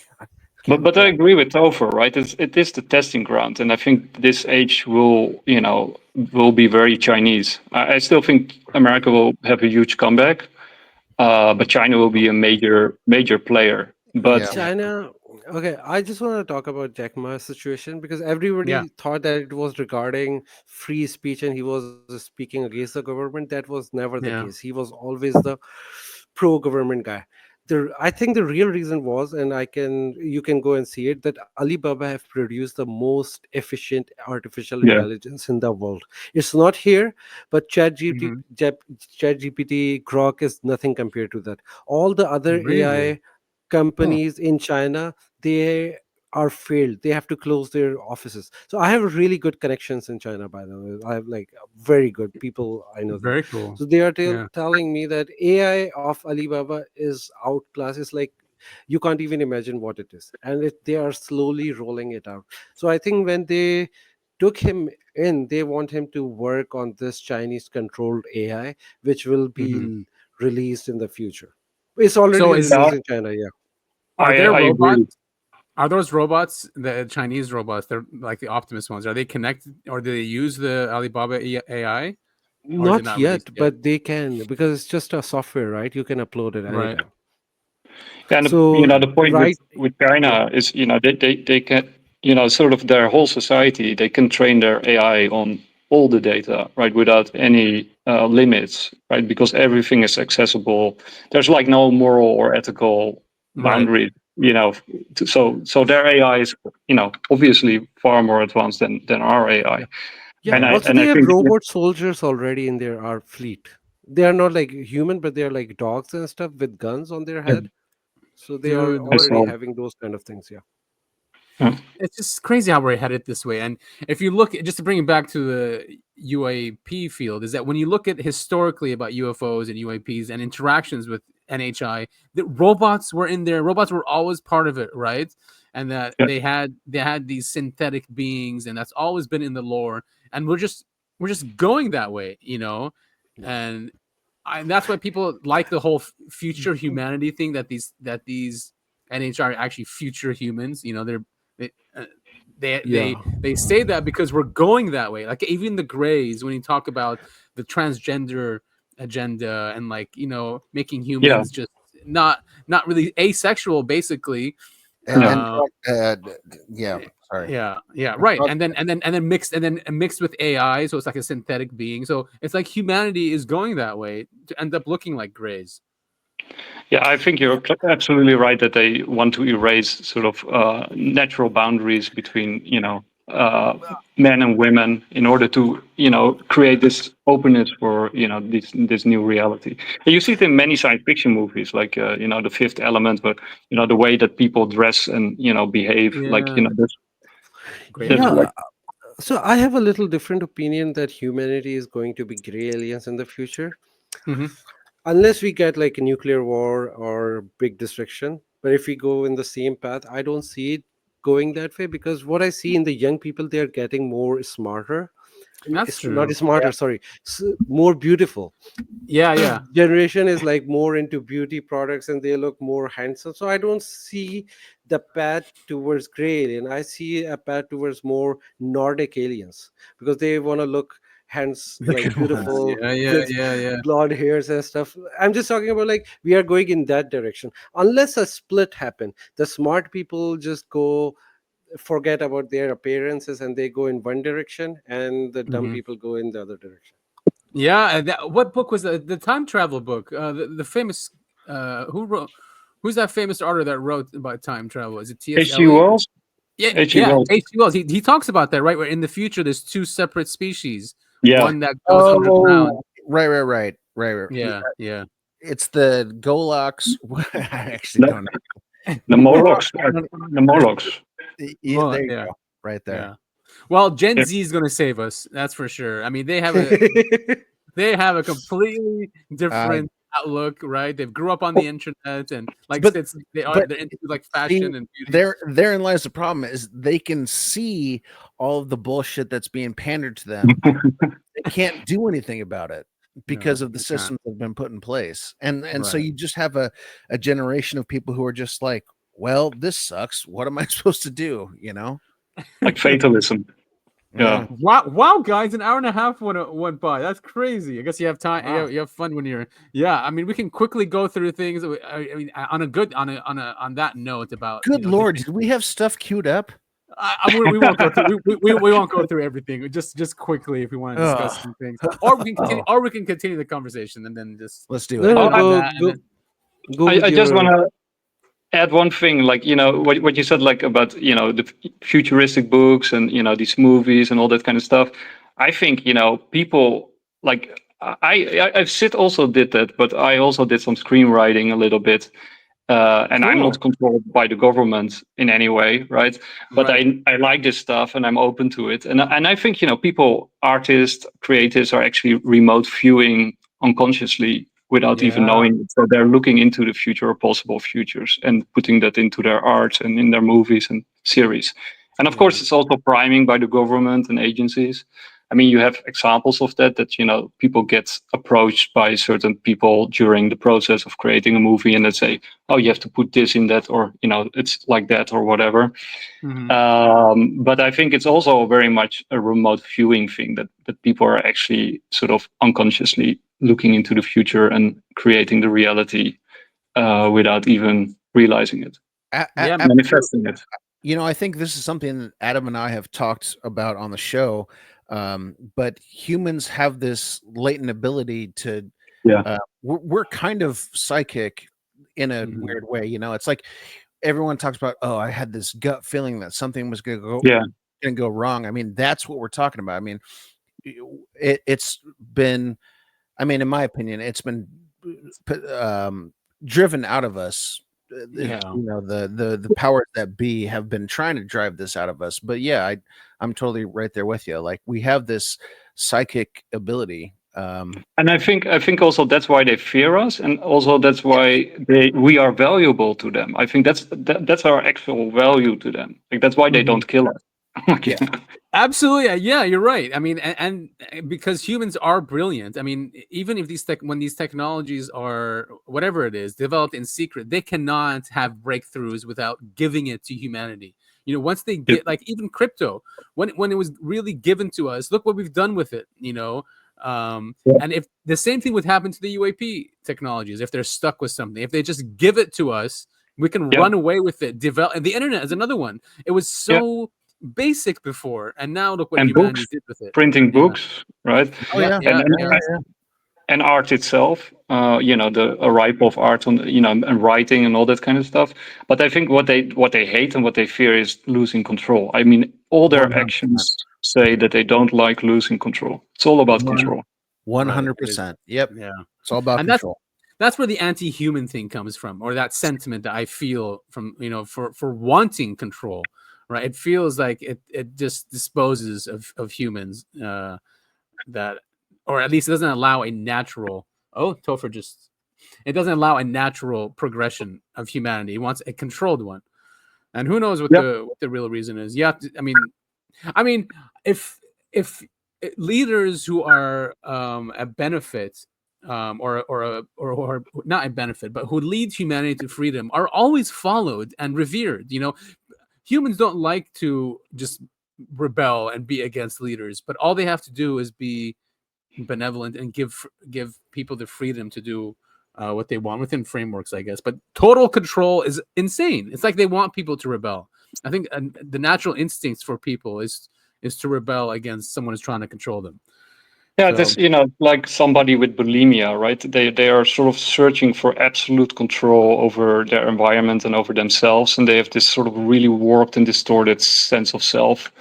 And I think it sort of says that they have like this deep-seated self-loathing and self-hatred. And if you don't, if you don't believe in, letting go or in freedom, then you also hate all those around you, right? Because you can also not control them, right? So I think it's sort of, that they hate themselves so much that they hate us also, right? So they're projecting, So distrust yourself. We do have a few videos to go over. You wanted to discuss what Jesse Michaels did, that deep dive with the alien mummies, and I think most of those turned out to be either human or fake, they said, but then there are ones that are very anomalous, and they've done DNA studies on them, MRI studies, which are really weird, and they look like your typical gray alien. Yeah. And Jesse Michaels did a great job. Now, people are saying, he might have worked for Peter Thiel, and he did. He did work in Peter Thiel's family office, and it's come out that Peter Thiel is actually also funding other UFO podcasts out there, or UFO investigators. I am totally not surprised. Yeah. By the way, Peter Thiel, you can sponsor us too. Exactly. Our emails are in our profiles. But Peter Thiel now is talented works. Yeah. But Jesse says he doesn't work for Peter Thiel anymore and is not funded by him. So I guess we'll believe him. Sure. He's got a great show. He's a great investigator, And True. I don't see any malintentions in the guy, but we still have to be careful of anyone has such a big platform like him. He's got a huge platform and he grew pretty quickly, but it's well produced and well funded. Yep. Yeah, I have my own theory on that, but yeah. No, let's hear it. I think my whole sort of take when you take it to politics, like with the whole Trump and Biden stuff and all that kind of, if you want to take it there, my theory has always been that the companies that have been profiting from the re-engineering tech and everything that flowed from it, that were picked by the government back then, the Truman and Eisenhower and so forth. That they benefited, and there were a lot of groups that were probably left out in the cold, and maybe they weren't even aware that they were, having an unfair disadvantage.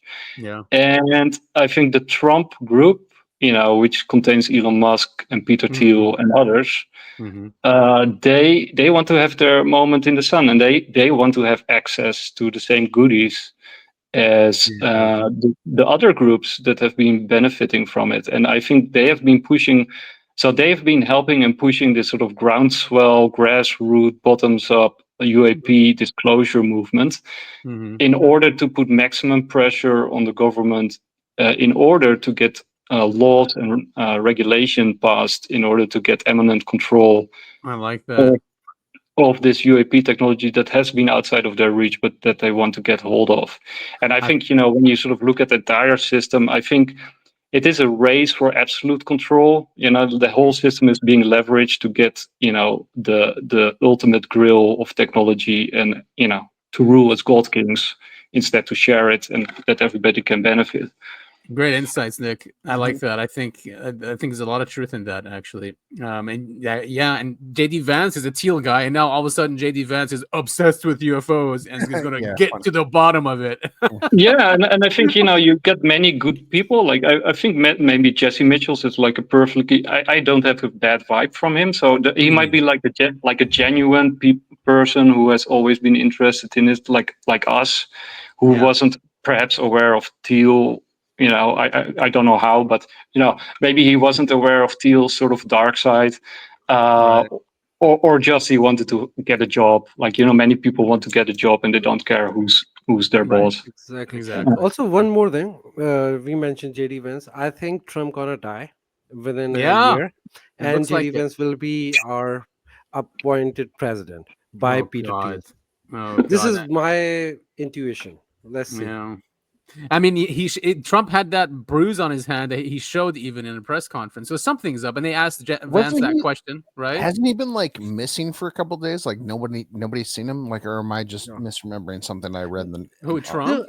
Trump. His frequency is very low. I think he's really sick right now.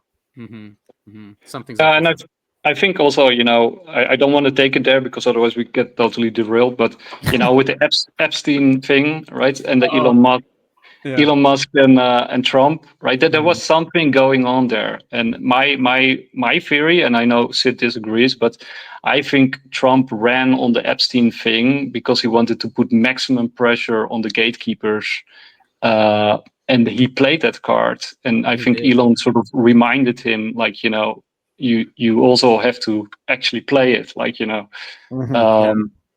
but maybe Syd is right, and maybe he's fully compromised, and I don't know.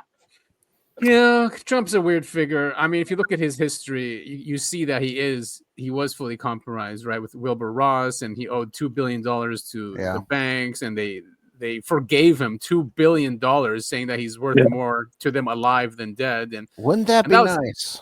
Yeah, and that was back in the 90s. But even when he won in 2016, they were still going against him. So we're saying then that everything has been manufactured. All the lawsuits against him, all of the impeachments, even him getting shot, right? That was all made up just so people can think, oh, he is against the system, and then vote for the guy who is just ultimately compromised. I mean, I'll fully admit that I was duped. Like I definitely thought Trump was the anti-system guy, and then seeing what's been going on since he got elected, it's just like, okay, this is the exact opposite of what I wanted. Yeah, fell for it again award. Yeah. So I totally agree with you guys that he's compromised and that he's part of the system, like one wing of the same system. But I think he was one of the wings that was left out, and he's now getting back. His faction is getting back in power, and I don't know how he wanted to play the Epstein file. I don't, but I do think there was something there. He already played his card. He showed that he didn't want to release it. And the reason for it, there are a lot of photos of him and Epstein. Also, we know now, is public news, that Melania was sleeping with Jeff Epstein before she ever married, she ever met Trump. Yeah, right. It's it is such a weird thing because he made that such a big deal when part of his campaign where he goes, I'll release the Epstein files, yada yada yada, and then it gets there and he goes, you guys are still talking about Epstein. It's just like, well, now it's a Democrat hoax. Yeah, it's like what the hell are you talking about, dude? Like you ran on this, like what? Yeah, I mean, just so something is up there. I mean, there's something up there. There's something there. Also, by the way, if you go and look at Trump's speeches, he never actually campaigned on Epstein file. We just assumed that he did because he was talking about JFK. Yeah. If you go and look at the interviews, when you talk about JFK, he said, I'm going to release. When you talk about MLK, I'm going to release. When you talk about UFO disclosure, he said, I'm going to think about it. And then there was one. Then the same newscaster asked the question that, what about Epstein? He said, I will see if there is something. So he was not like answering directly. Go and look at those interviews. They're like very popular now. So we just assume that he's going to do that, but he never was running. Yeah. It was his administration. Yes. Or people within his administration, right? But not actual Trump. Yeah. But I want to point out one thing. I'm sure you guys also know Cliff High, right? Yeah, I love Cliff. Yeah, it's amazing. So Cliff High has this, this system that allows him to Webbot to sort of look into the future, and he also sort of, Webbot also, or his own research sort of suggests that human beings have this remote viewing capability of looking into the future because that is sort of seen in the language or the color of the language that people use, and that's how Webbot can actually look into the future and make these predictions. And he rightly predicted like months in advance that on around June or July there would be like a major Epstein thing exploding into the public realm, which happened. But his whole prophecy is not complete yet, and it's not really a prophecy, it's more like a prediction. But he says some source will reveal Epstein, and it will be a surprising source of authority that will reveal the truth about Epstein. Really? I wonder it's already coming. By the way, I actually, I know I'm throwing you guys, for a loop here, but I actually know who's going to reveal the Epstein files. Cool. It's the aliens on the 3A Atlas thing. It could be, but there is also one thing. They're going to land on the White House lawn, and they're going to just give the Epstein files, and they're going to fly away without explaining anything. Oh, by the way, this is for everyone that from yesterday, a big leak is happening. All the emails from Ehud Barak, I saw that Prime Minister of Israel. Right. And there is a lot of Epstein stuff in there. I never looked into that because there are like thousands of emails in there, and they are related to Epstein. So this is something happening. We will see next week that we will have more disclosure regarding I mean, Barack visited Epstein's apartment in New York multiple times, and those emails show emails between him and Epstein about that company Carbine 911, which went into Palantir. So it's all mixed in with Palantir and like this surveillance state as well, and the Epstein thing is just too much. I don't, even if they're gonna have to force it to come out because they definitely don't want it out. And Epstein was also very much interested in 0-point energy and sort of breakthrough science, right? So I mean, Hawking went to his island. Yeah, isn't that crazy? Hawking. God, if the the secret to 0 point energy is raping kids, man, I don't know. Well, I don't know if we want to go it does create like a gaping black hole, right? Oh. And adrenal, who knows? Maybe adrenochrome has something to do with that. Just man, I really hope it's not connected. That's all I'm saying. No, probably not. All right, let's get into some of these. I mean, here's good. An hour and 45 minutes in. Yeah, let's start talking about some of the stuff. That we don't have to go through all of them, but Nick did want to discuss these mummies, and this is a great document. Yeah. So we'll link it up as well. And he got great footage. Here's one of the smaller ones. I guess they call it a baby. Look at this thing. Did you see the pictures they had? Like one of them had like hair and stuff. And one even has a fetus, right? An unborn fetus inside. Was it a fetus or was it like eggs or something? No, yeah. The lizard or sort of the most controversial ones had eggs in them. Yeah. But one of these M types, I think they're called, has an unborn fetus, and when they looked at the unborn fetus, but that's not definitive yet, it also has the same shape head and the 3 fingers and 3 toes. And if that's the case, then they're real. Look at that. They cut off one finger or the other finger. No, there are 3. That's crazy. That's a CT. Yeah, it is. Yeah, there's no way. You can't fake that. I mean, I don't need to be and that's MRI forensics expert to say that if that's a real image, there's no way that that's fake. But I mean, its skull kind of looks human, doesn't it? When it showed the teeth and stuff. Yeah, I guess. I mean, it's humanish. Yeah, but it has 3 fingers and 3 toes. Yeah, and they sort of they established that those toes and fingers were not removed like surgically. So this is the same thing. I watched that nurse carrying that thing around like a baby, and that made me laugh a little bit. Look at the eyes. Yeah, I mean, the fingers and toes are so wild. Look at the fingers. Look at the fingers here. It's like claws. Yeah, this is really bizarre. And you got this researcher, I forgot his name, but he's speaking about catastrophic disclosure happening in Peru right now with these mummies. Mm-hmm. And you got this in university, because this university is actually doing this or funding this. And the government of Peru is actually putting maximum pressure on the university in order to sort of stop this. And he's not giving in. So, really? South America is really interesting when it comes to UFOs and aliens and stuff. Must be the Nazis. Yeah, exactly. Because of the Nazis, exactly. Yeah. I mean, the Nazis told us that they were helped by people from other world.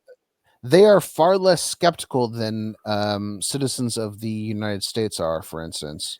I mean, I would say it's because of religion, unfortunately.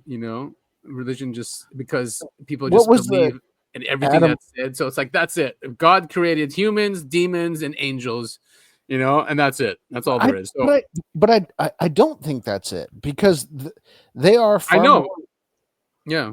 No, I'm saying they're very religious too. They're far more religious, but they are so accepting when it comes to aliens and UFOs and things that they've seen. One of the links I sent you was a bunch of old people in wasn't that just Out of Focus though? The California one? No, not the California one. They were in. It wasn't Colombia. I'm trying to remember the country, but they were people that had seen aliens and beings of light, as they called them. Oh, that one. Yeah, that was shut down too. That was one of the ones. Reddit closed it down. Yeah, shocker. But I think probably the reason that it's more prevalent in South America is a couple of things. I think first of all, the governments are less powerful. Exactly. Most people don't listen to their government there anyway, because they go bankrupt every 10 years. And and they don't shoot them down, right? They don't have the technology to shoot these things down. But apart from that, also when you dive into the UAP South Africa connection, UAPs are way more violent in South America. So people would be way more open to it because it's actually killing them, right? So so it's difficult to ignore something that is posing a threat to you. And also I think their sort of religion, the religion that they are actually also like an amalgamation of like different traditions, which is way more open to different entities. And thinking outside the box, right? Mm-hmm. Yeah, look at these small ones. These are the really small ones. Yeah, this actually really freaks me out. Those fingers. Ugh. They were like 1 meter tall or something. And one of the things that he also goes into, which is really good, is that the moment that this researcher came out with these mummies, these alien mummies, at the same time there was this other guy who came with these fake self-made alien puppets, and then the mainstream media hooked up on those and purposefully conflated them with the real thing and said like, oh, they've been disproved because these were just puppets, which is true because they were puppets, but they were not like the real thing. But I mean, that's what the media is designed to do, right? I mean, like they'll take that one story and prop it up as like, okay, this is the story, this is all fake, and then you can discount all of this other stuff when none of this other stuff is fake. It's like what happened with Elizondo when Elizondo went to the congressional hearing and Eric Davis was talking about 4 different species of aliens, right? Elizondo goes up there with a fake picture, and that's all the media focused on was that fake picture, and that's it. Let's forget about what Davis talked about or anyone else on there. If you want to backtrack like I guess now it's been like 30 seconds of this video. I mean, they're using alpaca heads and they're going, oh, okay, that's what this is. That's what the skeleton is. Yeah, it's the same type of thing, Right. Exactly. Yeah. So he goes through all those sort of counter arguments and those in favor and those against it. And there's actually I forgot the word, but there's some kind of area within Peru which has a specific name, which goes back hundreds of years. No, it's different. And when you translate it into English, it means laboratory of manipulation or something along those lines. Really? Yeah. Where they have face peelers as well around that area, right? Did you say face peelers? Face peelers? Yeah. Do you know about face peelers? That's a really fun story. We could do a whole episode on that. Oh, Topher loves those, but we've covered we've covered it once in a while. AJ at the Y-Files just did an episode on the face peelers. It's a really fun story. Really fun. But yeah, we were actually tracking it last year as well, and it's amazing. This whole story. I really love the way AJ covered it because he also didn't deny it, which is amazing. He said they were CIA. I'm like, okay, I will take it as long as you accept. As long as you accept that this thing was there, or those people were there, or those aliens. Yeah, and what was very interesting was the military operation that was happening around the same time in the same area, right? That's very interesting, with Space Force involved, and that was bring that up. Yeah, I mean that's right. Where's that here? Wait, tunnel system, Lazarius. I remember that part was Congressman involved. That was really wild. I mean, the people who had, I mean, I think it was a girl. She didn't get fully abducted, but she was saying, they were speaking English and Spanish, and they were, speaking, to each other in familiar terms. And that is really fucking terrifying because, like, oh my god, could you imagine, you go to walk your dog at night or something, and like, oh, there are these 7 feet tall flying people that want to peel your face off. I mean, good lord, I can't imagine anything more scary than that. Like, but it's for science. Yes, that's the exact mindset the Greys have. Stop freaking out, humans. Stop freaking out. This is for science. We are peeling your dick apart. Don't worry about it, bro. Just the betterment of humanity. Yeah, exactly. Oh man, bigger dicks. We need. Never mind. No. Gallaudet was also on on Danny Jones. Oh, yeah. That was a good one. He's cool. He's not a first-hand witness, but he's been high. He's high up there in the Navy, so and is very connected and knows people within the government, and he knows there's something about this. But he did a cool story on Danny Jones. Hey guys, I know fun games. So I was thinking, like, I can list some names of whistleblowers and disclosure people, and then we're gonna rate them 1 to 10, like with 1 like totally not trustful. All right. And okay. And 10 like really good. Okay. Can we do it? Wait. I listed. So 1 would be that works for the government for like disinformation, and 10 would be he's real, right? Yeah. Yeah. All right. Okay. Ready? I'm ready. Louis Elizondo. We've talked about him on the show so many times. I used to consider him a 9 or a 10. Now I'm down to like a 4. Yeah. I mean, I would say 1, but he has done some good work, so I would say 3 for Elizondo. I'll go 3 as well. Okay, I'll give him a 5, just to be generous. Okay, nice. He wrote a nice book. Sure. So because we didn't want the Lou crew to come after us. No, exactly. Yeah. Okay, Jacques Vallée. 10. I mean, I'm sorry, I'm biased. I love Jacques Vallée. He's in the woo woo section, and that's where I live. I don't know. He still protects the secret a lot, and he's very vague, in my opinion. He's just too vague, so that's why I give him a 7. He still believes in the secrecy. He always says in his interviews. Yeah, Sure. Yeah, I'll rank him 8. yeah. I'll also give him an 8, but I agree. Yeah, he's very vague, and he's working a lot with the government, right? He's sometimes giving a dissonant note, so he's not always agreeing, but he does work with them. Yeah. He's the guy, the French guy in the what's that movie? Strange Encounter of the Third Kind? Yes. Yep, that's He's him. the French guy. Yeah, that character is basically him. Oh, oui. Sorry, that was a Okay. terrible French accent. That's probably offensive. I apologize. Okay, next one, Richard Dolan. Oh, Dolan's a 9 or a 10 for me. Yeah, I like Dolan. I'll say you answered first. I'll say 8, just to bring it back down to the baseline. Yeah, I'm giving him a 9. Nice. I'm 9 as well. All right. Yeah. Okay. This one will be a difficult one. George Knapp. Ooh, you're right. George Knapp.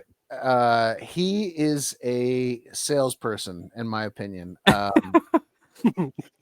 like the guy, and I think he's done so much for the field too. He has, and I think he believes most of what he says, but also he's linked with jiu-jitsu guy. Yeah, Judo Chop Corbell. So this is tough. You're right. I would say 6 or 7. 6. Yeah. I'll give a 7. Nice. 5. Oh, wow. What do you think? Okay, well, this one is easy. Jeremy Corbell. Oh, come on. Okay, fans of the show will know how little we think of this guy. Hey, he did warn us about 3-Eye Atlas, guys. In my opinion, I don't know about Adam. In my opinion, I think Adam agrees with me, but in my opinion, Corbell is a CIA plant or some sort of governmental disinformation agent. I'll put him down to. You know what? I'll give him a 2. All right, I'll give him. I think because he's a net positive, he's a net positive on UFO, but maybe 4. Yeah, I did like him in the beginning, like when he just started and when he did those documentaries, especially the ones with Bob Lazar. So, okay. Fun fact about me and Adam: we went to one of his movie premieres in LA. Yep. And this is why I always make the joke on the show every time he comes up. He was doing a Q&A on Twitter live on the stage, and he threatened to jiu-jitsu people. He really did. That is not a multiple joke. times.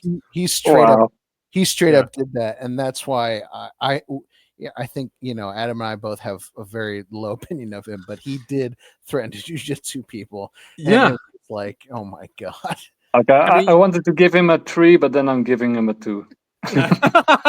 It was fair for him. What was the Adam? What was the movie we went and saw? It was the Bob Lazar one. It was the premiere. Yeah, what was the name of the movie? Oh, it wasn't just called Bob Lazar. No, it wasn't. No. Flying saucers and something like that. Yeah, because he did the ranch out in Utah. That was the movie he did before this one. It doesn't matter. All right, let's move on. It's not. Okay. Yeah. And Syd, what's I think he is a net positive, but he is 100% a government agent. So yeah, exactly. And one of sorry, we're gonna keep talking about this, I guess, but he always makes himself the main character in all of his movies. Like all of the movies or documentaries he makes, he's like the main character, and it's just like, wait, guys, there's a clip of him here. No, good. Since we're talking about him, we should include him. I Where's agree. that clip? It's hilarious because it just shows his personality and it's not very long. But yeah, he's talking about. Oh, here it is. Here it is from UAP James. He's right. This is good content right here. Yes.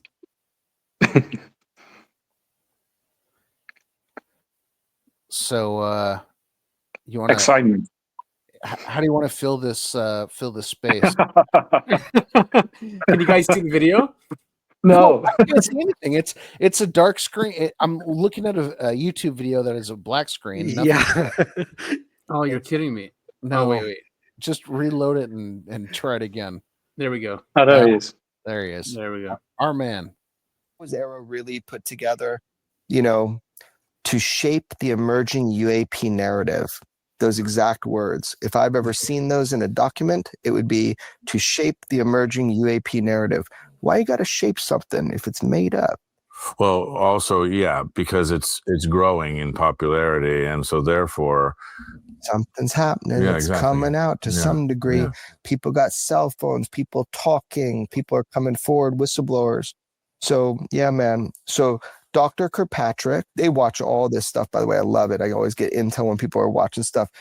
Era, when you watch, why are you having your former director do a PR campaign on select podcasts where you try to say you can't trust whistleblowers when you are a known liar who goes against whistleblowers when you asked whistleblowers to come to you? Why do I send you whistleblowers as a test?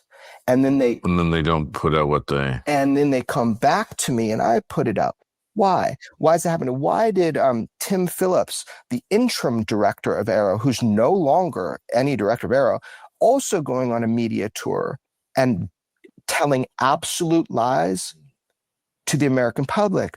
Now, the new director of Arrow, I hear, is a really good guy. But he did say to a friend of mine, fact, I can't even part my hair without getting authorization. So even if he's a good guy, how much is he able to tell the American public that he wants to? Now, they've admitted some good things because they have to, because we forced them, because they look like dopes when they don't. They look like dopes when people come back to me, say, I testified to them and they lied. They look like dopes when they go to the Wall Street Journal and use Joel Sheckman as the guy. They're going to put out false information. And George and I tell Joel Sheckman, hey, that's factually incorrect. Here's the guy that was in the nuclear bunker. You got the story wrong. Just do a correction. And they don't. They double down and attack whistleblowers. So Arrow, I got no love for them. Now, the employees of Arrow, a lot of love for them. Right. Good folks in there. From the top down, they got a mandate. And I'm going to say it one last time because no one ever listens to me. And I've been saying this for years. This one thing. We're listening. To shape the emerging UAP narrative. That is a CIA mandate. Wow. About media and UFOs. They have something, by the way, that they call perception management. It's office.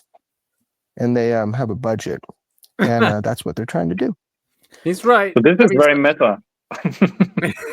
Yeah, and what he's saying, he's not wrong. It's just, man, he's got that main character energy, and it's just like, come on, dude. Right. Just Speaking of character, do you remember David Grush hearing with the Congress? He made a whole scene about it that you didn't mention my name in there. Yeah, he went all crazy. Yeah, he's all by himself. Yeah. Yeah, but basically what he's talking about applies to himself, right? Mm-hmm. It has to be about Corbell and what he brings to us. And he talks about perception management. I guess he kind of does that too, because in the beginning he was only talking about aliens, if you remember, until there was pushback to tell him, listen, yeah, maybe, but there's other. I mean, maybe they're here, maybe they're in the oceans, which is evident. There's lots of proof of that, and that they've been here for a long time. Maybe it's a breakaway Atlantean group that survived the whatever happened to Atlantis, and they reset civilization. So we don't know, but to just say aliens, he stopped saying that now. But yeah, he's in that positive, I think. Yeah. And listening to him talk makes me think that we have to find ways to promote ourselves better. Like maybe every time we speak, it should be like, this is presented by my Patreon, Topher it all, and this is what I'm going to say, and then you say whatever you're going to say. You know what I mean? Yeah. And we should do YouTube. Any other whistleblowers you want us to rate, Nick? Yeah. Bob Lazar. Oh, that's a tough one. Man, he's tricky. Adam, you want to take this one? You want to go first so I can base? Dude, that's not fair. I'm gonna say 7. I was gonna say 6. I would give him an 8. 8. Okay. All right. I actually believe him a lot. He's been caught telling stories out of class.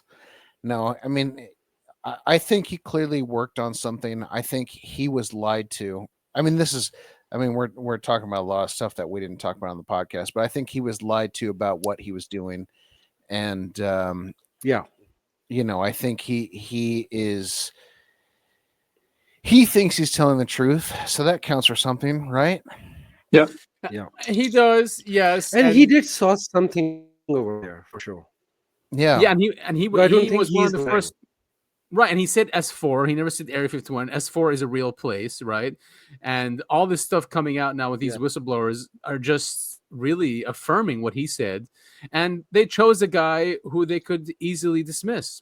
Someone, that didn't really graduate from these elite universities. And also, someone who all this weird stuff in his background. His brothel that he owned. Yeah. Right? Yeah. Also, however, some Element 115, and which turned out to be true. So I think he's legit. Now I'm saying he was talking about Element 115, and it turned out to be true that that exists. So now I think I'll give him 8. 8 is a good ranking for me. And he said the same story consistently. He's never changed the story. Right. That's always good. And you got this guy, Dr. G. It's a really cool channel. He actually did a lot of work on Epstein files also. But he's sort of like a body language reader, but also a forensic psychologist. And he does these shows, and then he just goes through body language and he explains. And he actually went through some UAP stuff too. And one of them is sort of the Bob Lazar interview that he did. And he was like totally blown away. Like, oh my God, this guy is actually telling the truth. You're kidding me. Yeah, he couldn't detect a single lie in the whole thing. Like, he was like, oh my God, it's real. Hell yeah. I mean, that's why we went to that Corbell premiere, because we wanted to see new. The thing is, what frustrated us, we wanted to see new stuff with Bob Lazar. All he did was take the old interviews and make them really cool in the documentary, which is fine for newbies, but I remember like many people in the audience had that issue as well. I remember, right, Topher, we were walking out.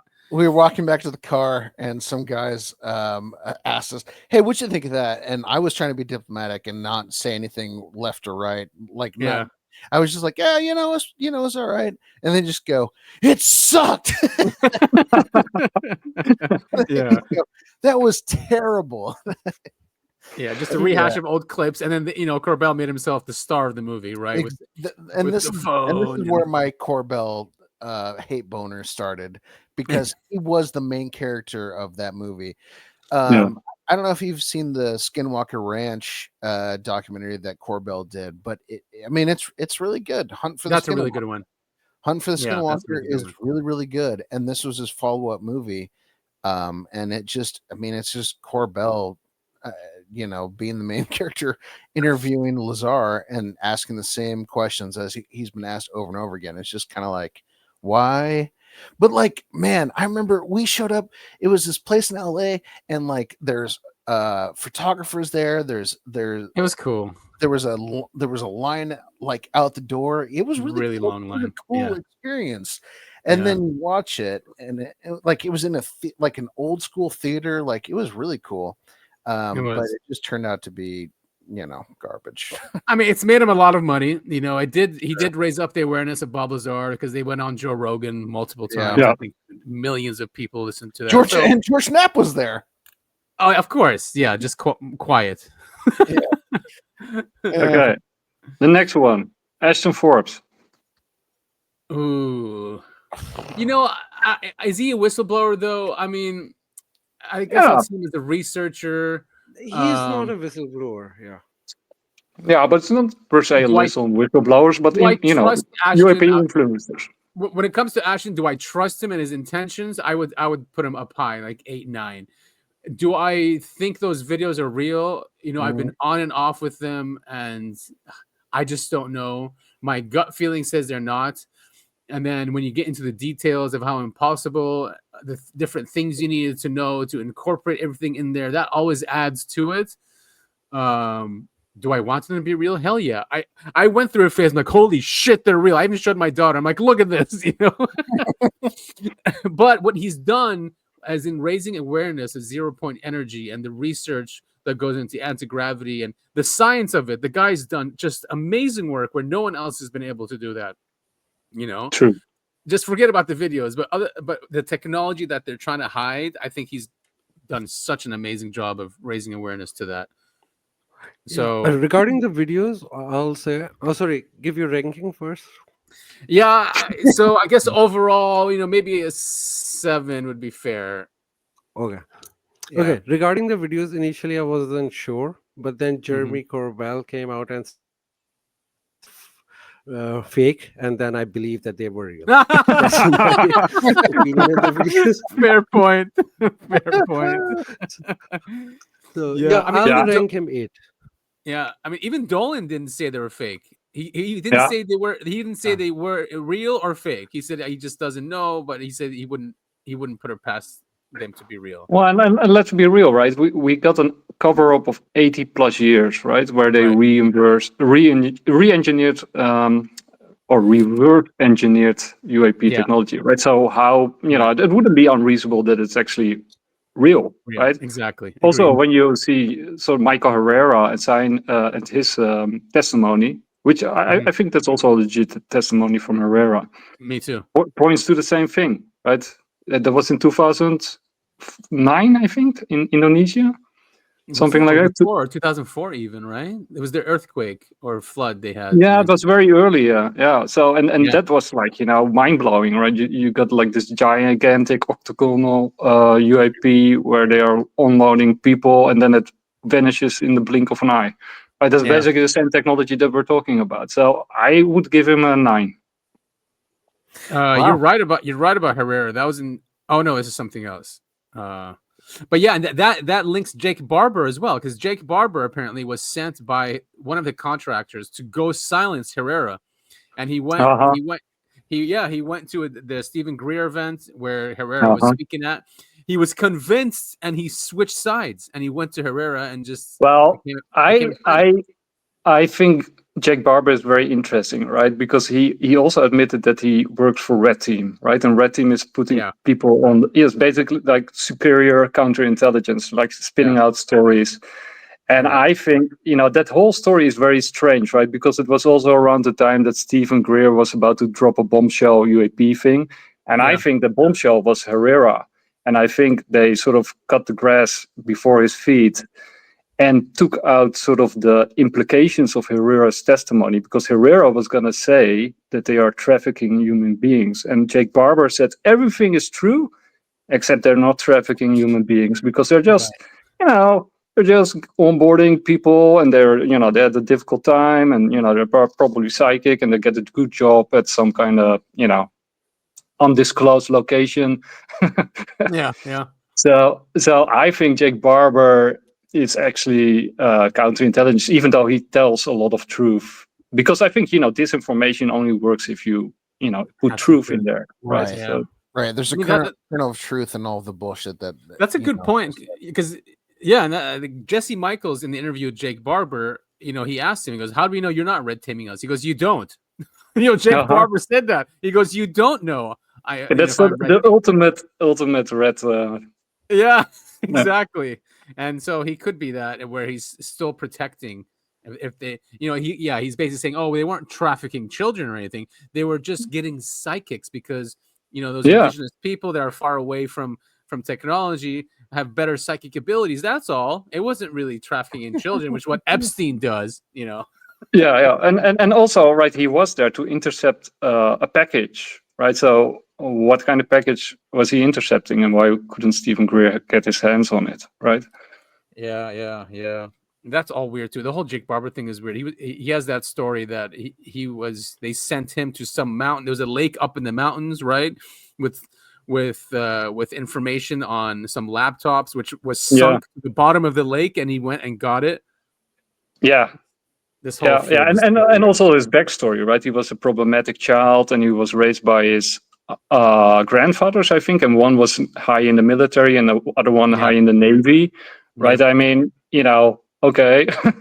Right. And these were all good guys with no bad intentions, right? Okay.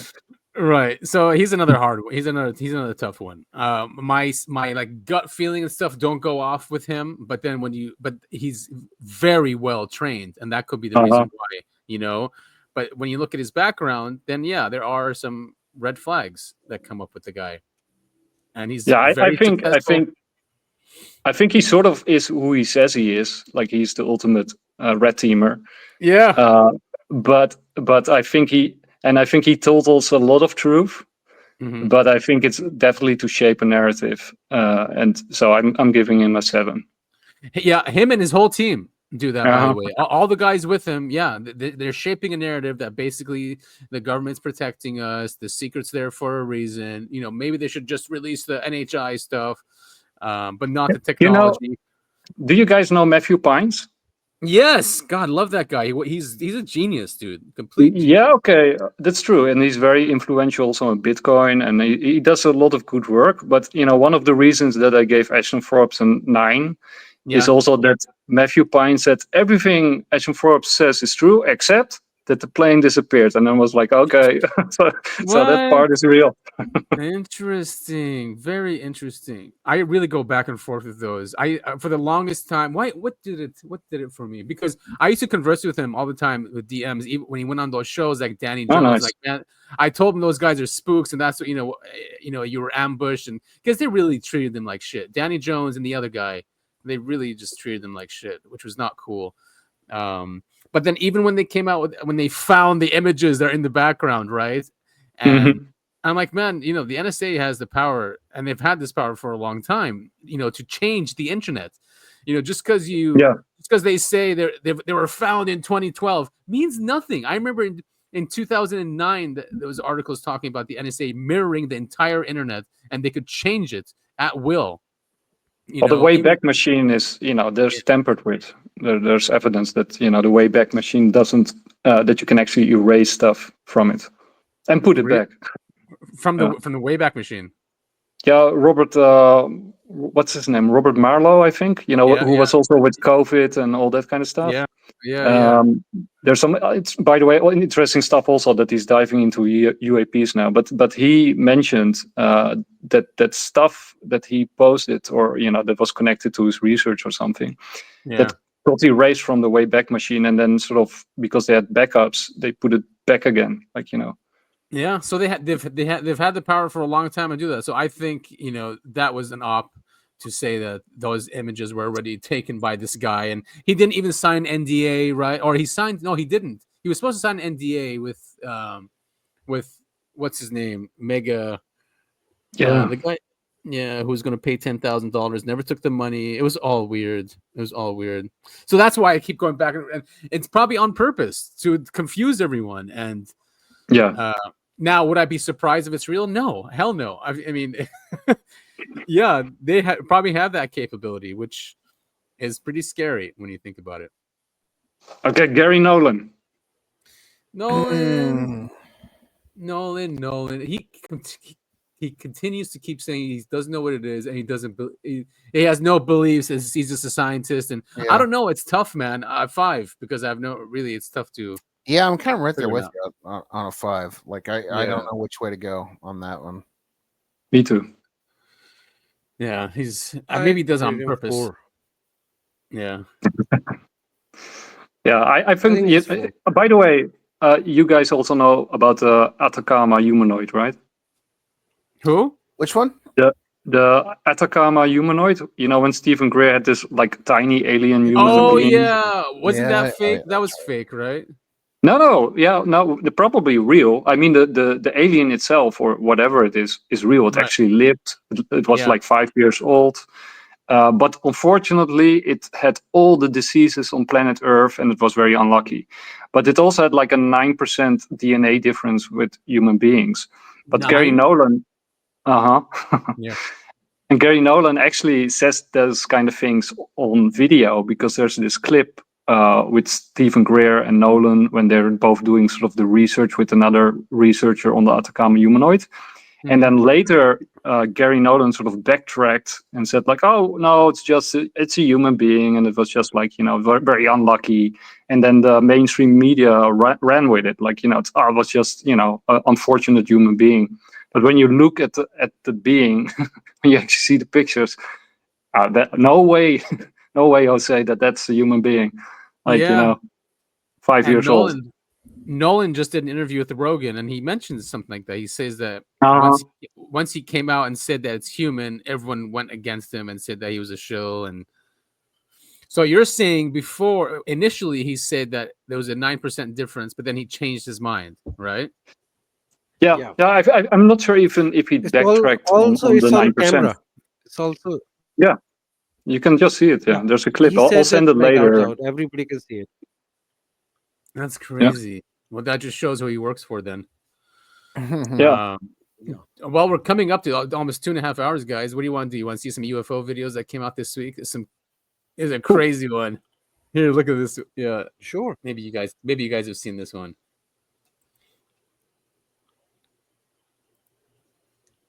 Is there no audio? Look at that thing. Yeah, this one's super weird, man.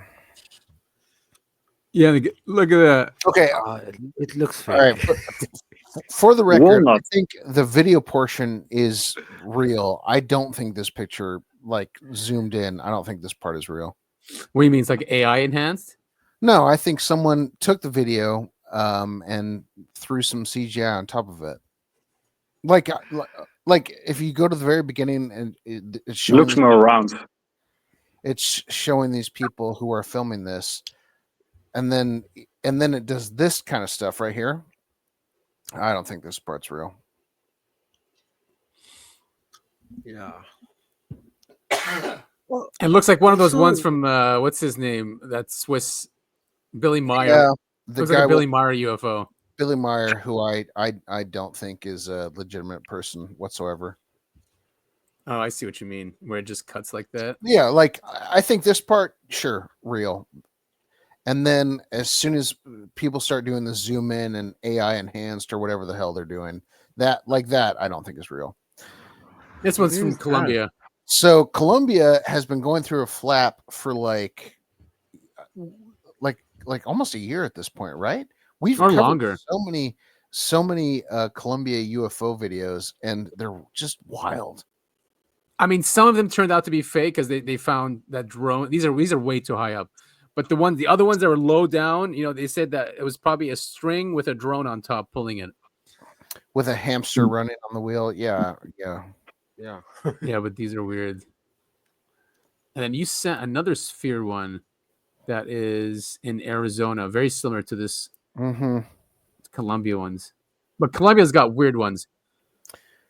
They've got really cool videos. I mean, I saw similar ones to these in Iraq. Yeah, I almost question these videos and go, I think this might be military. Like I go back and forth in my head where I'm wondering if this is true. And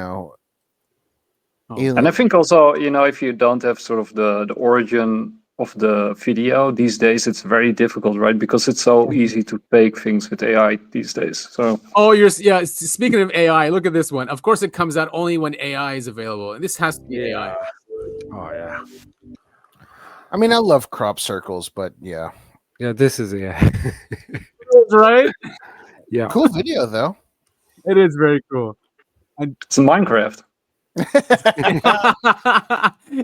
They're getting so good. But yeah, definitely anything that comes out that's new, it's probably going to be AI. Unfortunately, man. But this is the system that was designed, right? Yeah. This is how they figured out how to make us ignore all this stuff, right? Yeah, I think on the one hand, technology sort of brings it all out in the open, and on the other hand, this technology like AI is also hiding it, right? I mean, because at some point governments are gonna say like, you can't trust anything you see except if you get a blue check mark, that tells you that. Right, and so there's like 5 of these. This one's in Arizona. This is really common. A lot of, I mean, this isn't just some weird UFO sighting. I mean, a lot of people have talked about this kind of thing before. I've seen videos of this kind of thing before for many years. Where, I think one of the top comments that was posted after this is like there's some sort of relay for communications. Yeah. It could be. I mean, there's the scientist that studies the orbs. He says they come in 3s and 4s, and that's why Ashton Forbes has the 4 orbs. Because they are 3, but then there's that one that's anchored, and that's where you can transport the thing because it's anchored right to a certain location. So that's weird to see as well. Hard to say with this. They're not really doing any erratic movements, right? Yeah, but I think we will see a lot of them starting from end of October, November till February or even March, early March. This is what. So, by the way, I saw a lot of them last year during this time period, and then maybe next time when we talk. I'm in Vancouver, but not in the Vancouver city. I'm actually in the suburbs of Vancouver, so I live on the hill, far away from the lights. It's a little bit dark over here. Right. So I can actually see the stars and everything. Guys, I have to run. All right. Nick's got to go, right? All right. So, man, anyway, we're at 2.5 hours. That's crazy. But, crazy. we should definitely do this again. We'd love to come on your show. Absolutely. 100%. It will be super fun. And I really enjoyed it. It was, was incredible. Yeah. I can't believe it's 2.5 hours already. We'll have to manage your channel. Definitely like to start. Yeah. We would love to have you guys rock. Yeah. No, you guys rock. And so thank you for having us on. No, of course. Our pleasure. I guess you want to close it out, Topher? Yeah, I was going to say, thank you so much. I mean, this has been just so much fun. We had BitcoinLive on the show. Nick and Syd, we want to thank you guys so much for joining us. We didn't get to watch a whole lot of UFO videos, but we did get to talk a lot, and I think that's what's important. That is, I have need to know Adam. Yeah. And Nick or Syd, where can we find you guys if we want to listen to your show, watch your show? Where do we go? Oh yeah, that's a good question. Well, you can see it in my name, like BitcoinLive DB at Twitter. So that's the best place to go, because we also have our link tree there, and then you can go to our YouTube and all of the other places. Nice. But if you just go to YouTube, it is, I think, BitcoinLive. I think it's BitcoinLive. Yeah, we were banned a couple of times, so I have to. Yeah. But just go to our Twitter. Very cool. All right. Yeah, and for me, on Instagram, you can check my Instagram. The handle is Sydart, like my name, _media, or on Twitter it's awaken_luck, and there is my link tree over there. You can go and see my art. My art is not for sale, but you can go and still look for it. Some of it is for sale, but I'm not shilling it. I'm just saying you can go and watch it. Very cool. For sure, man. Well, if your art is anything like your PFP, I mean, I'm totally into it. Yeah. Love it, man. It's probably a cool Instagram page. I'm going to check it out today. So this is the mostly photography, by the way, on Instagram. It's less art, more photography, but there's you can find the link tree. Yeah. Okay, cool.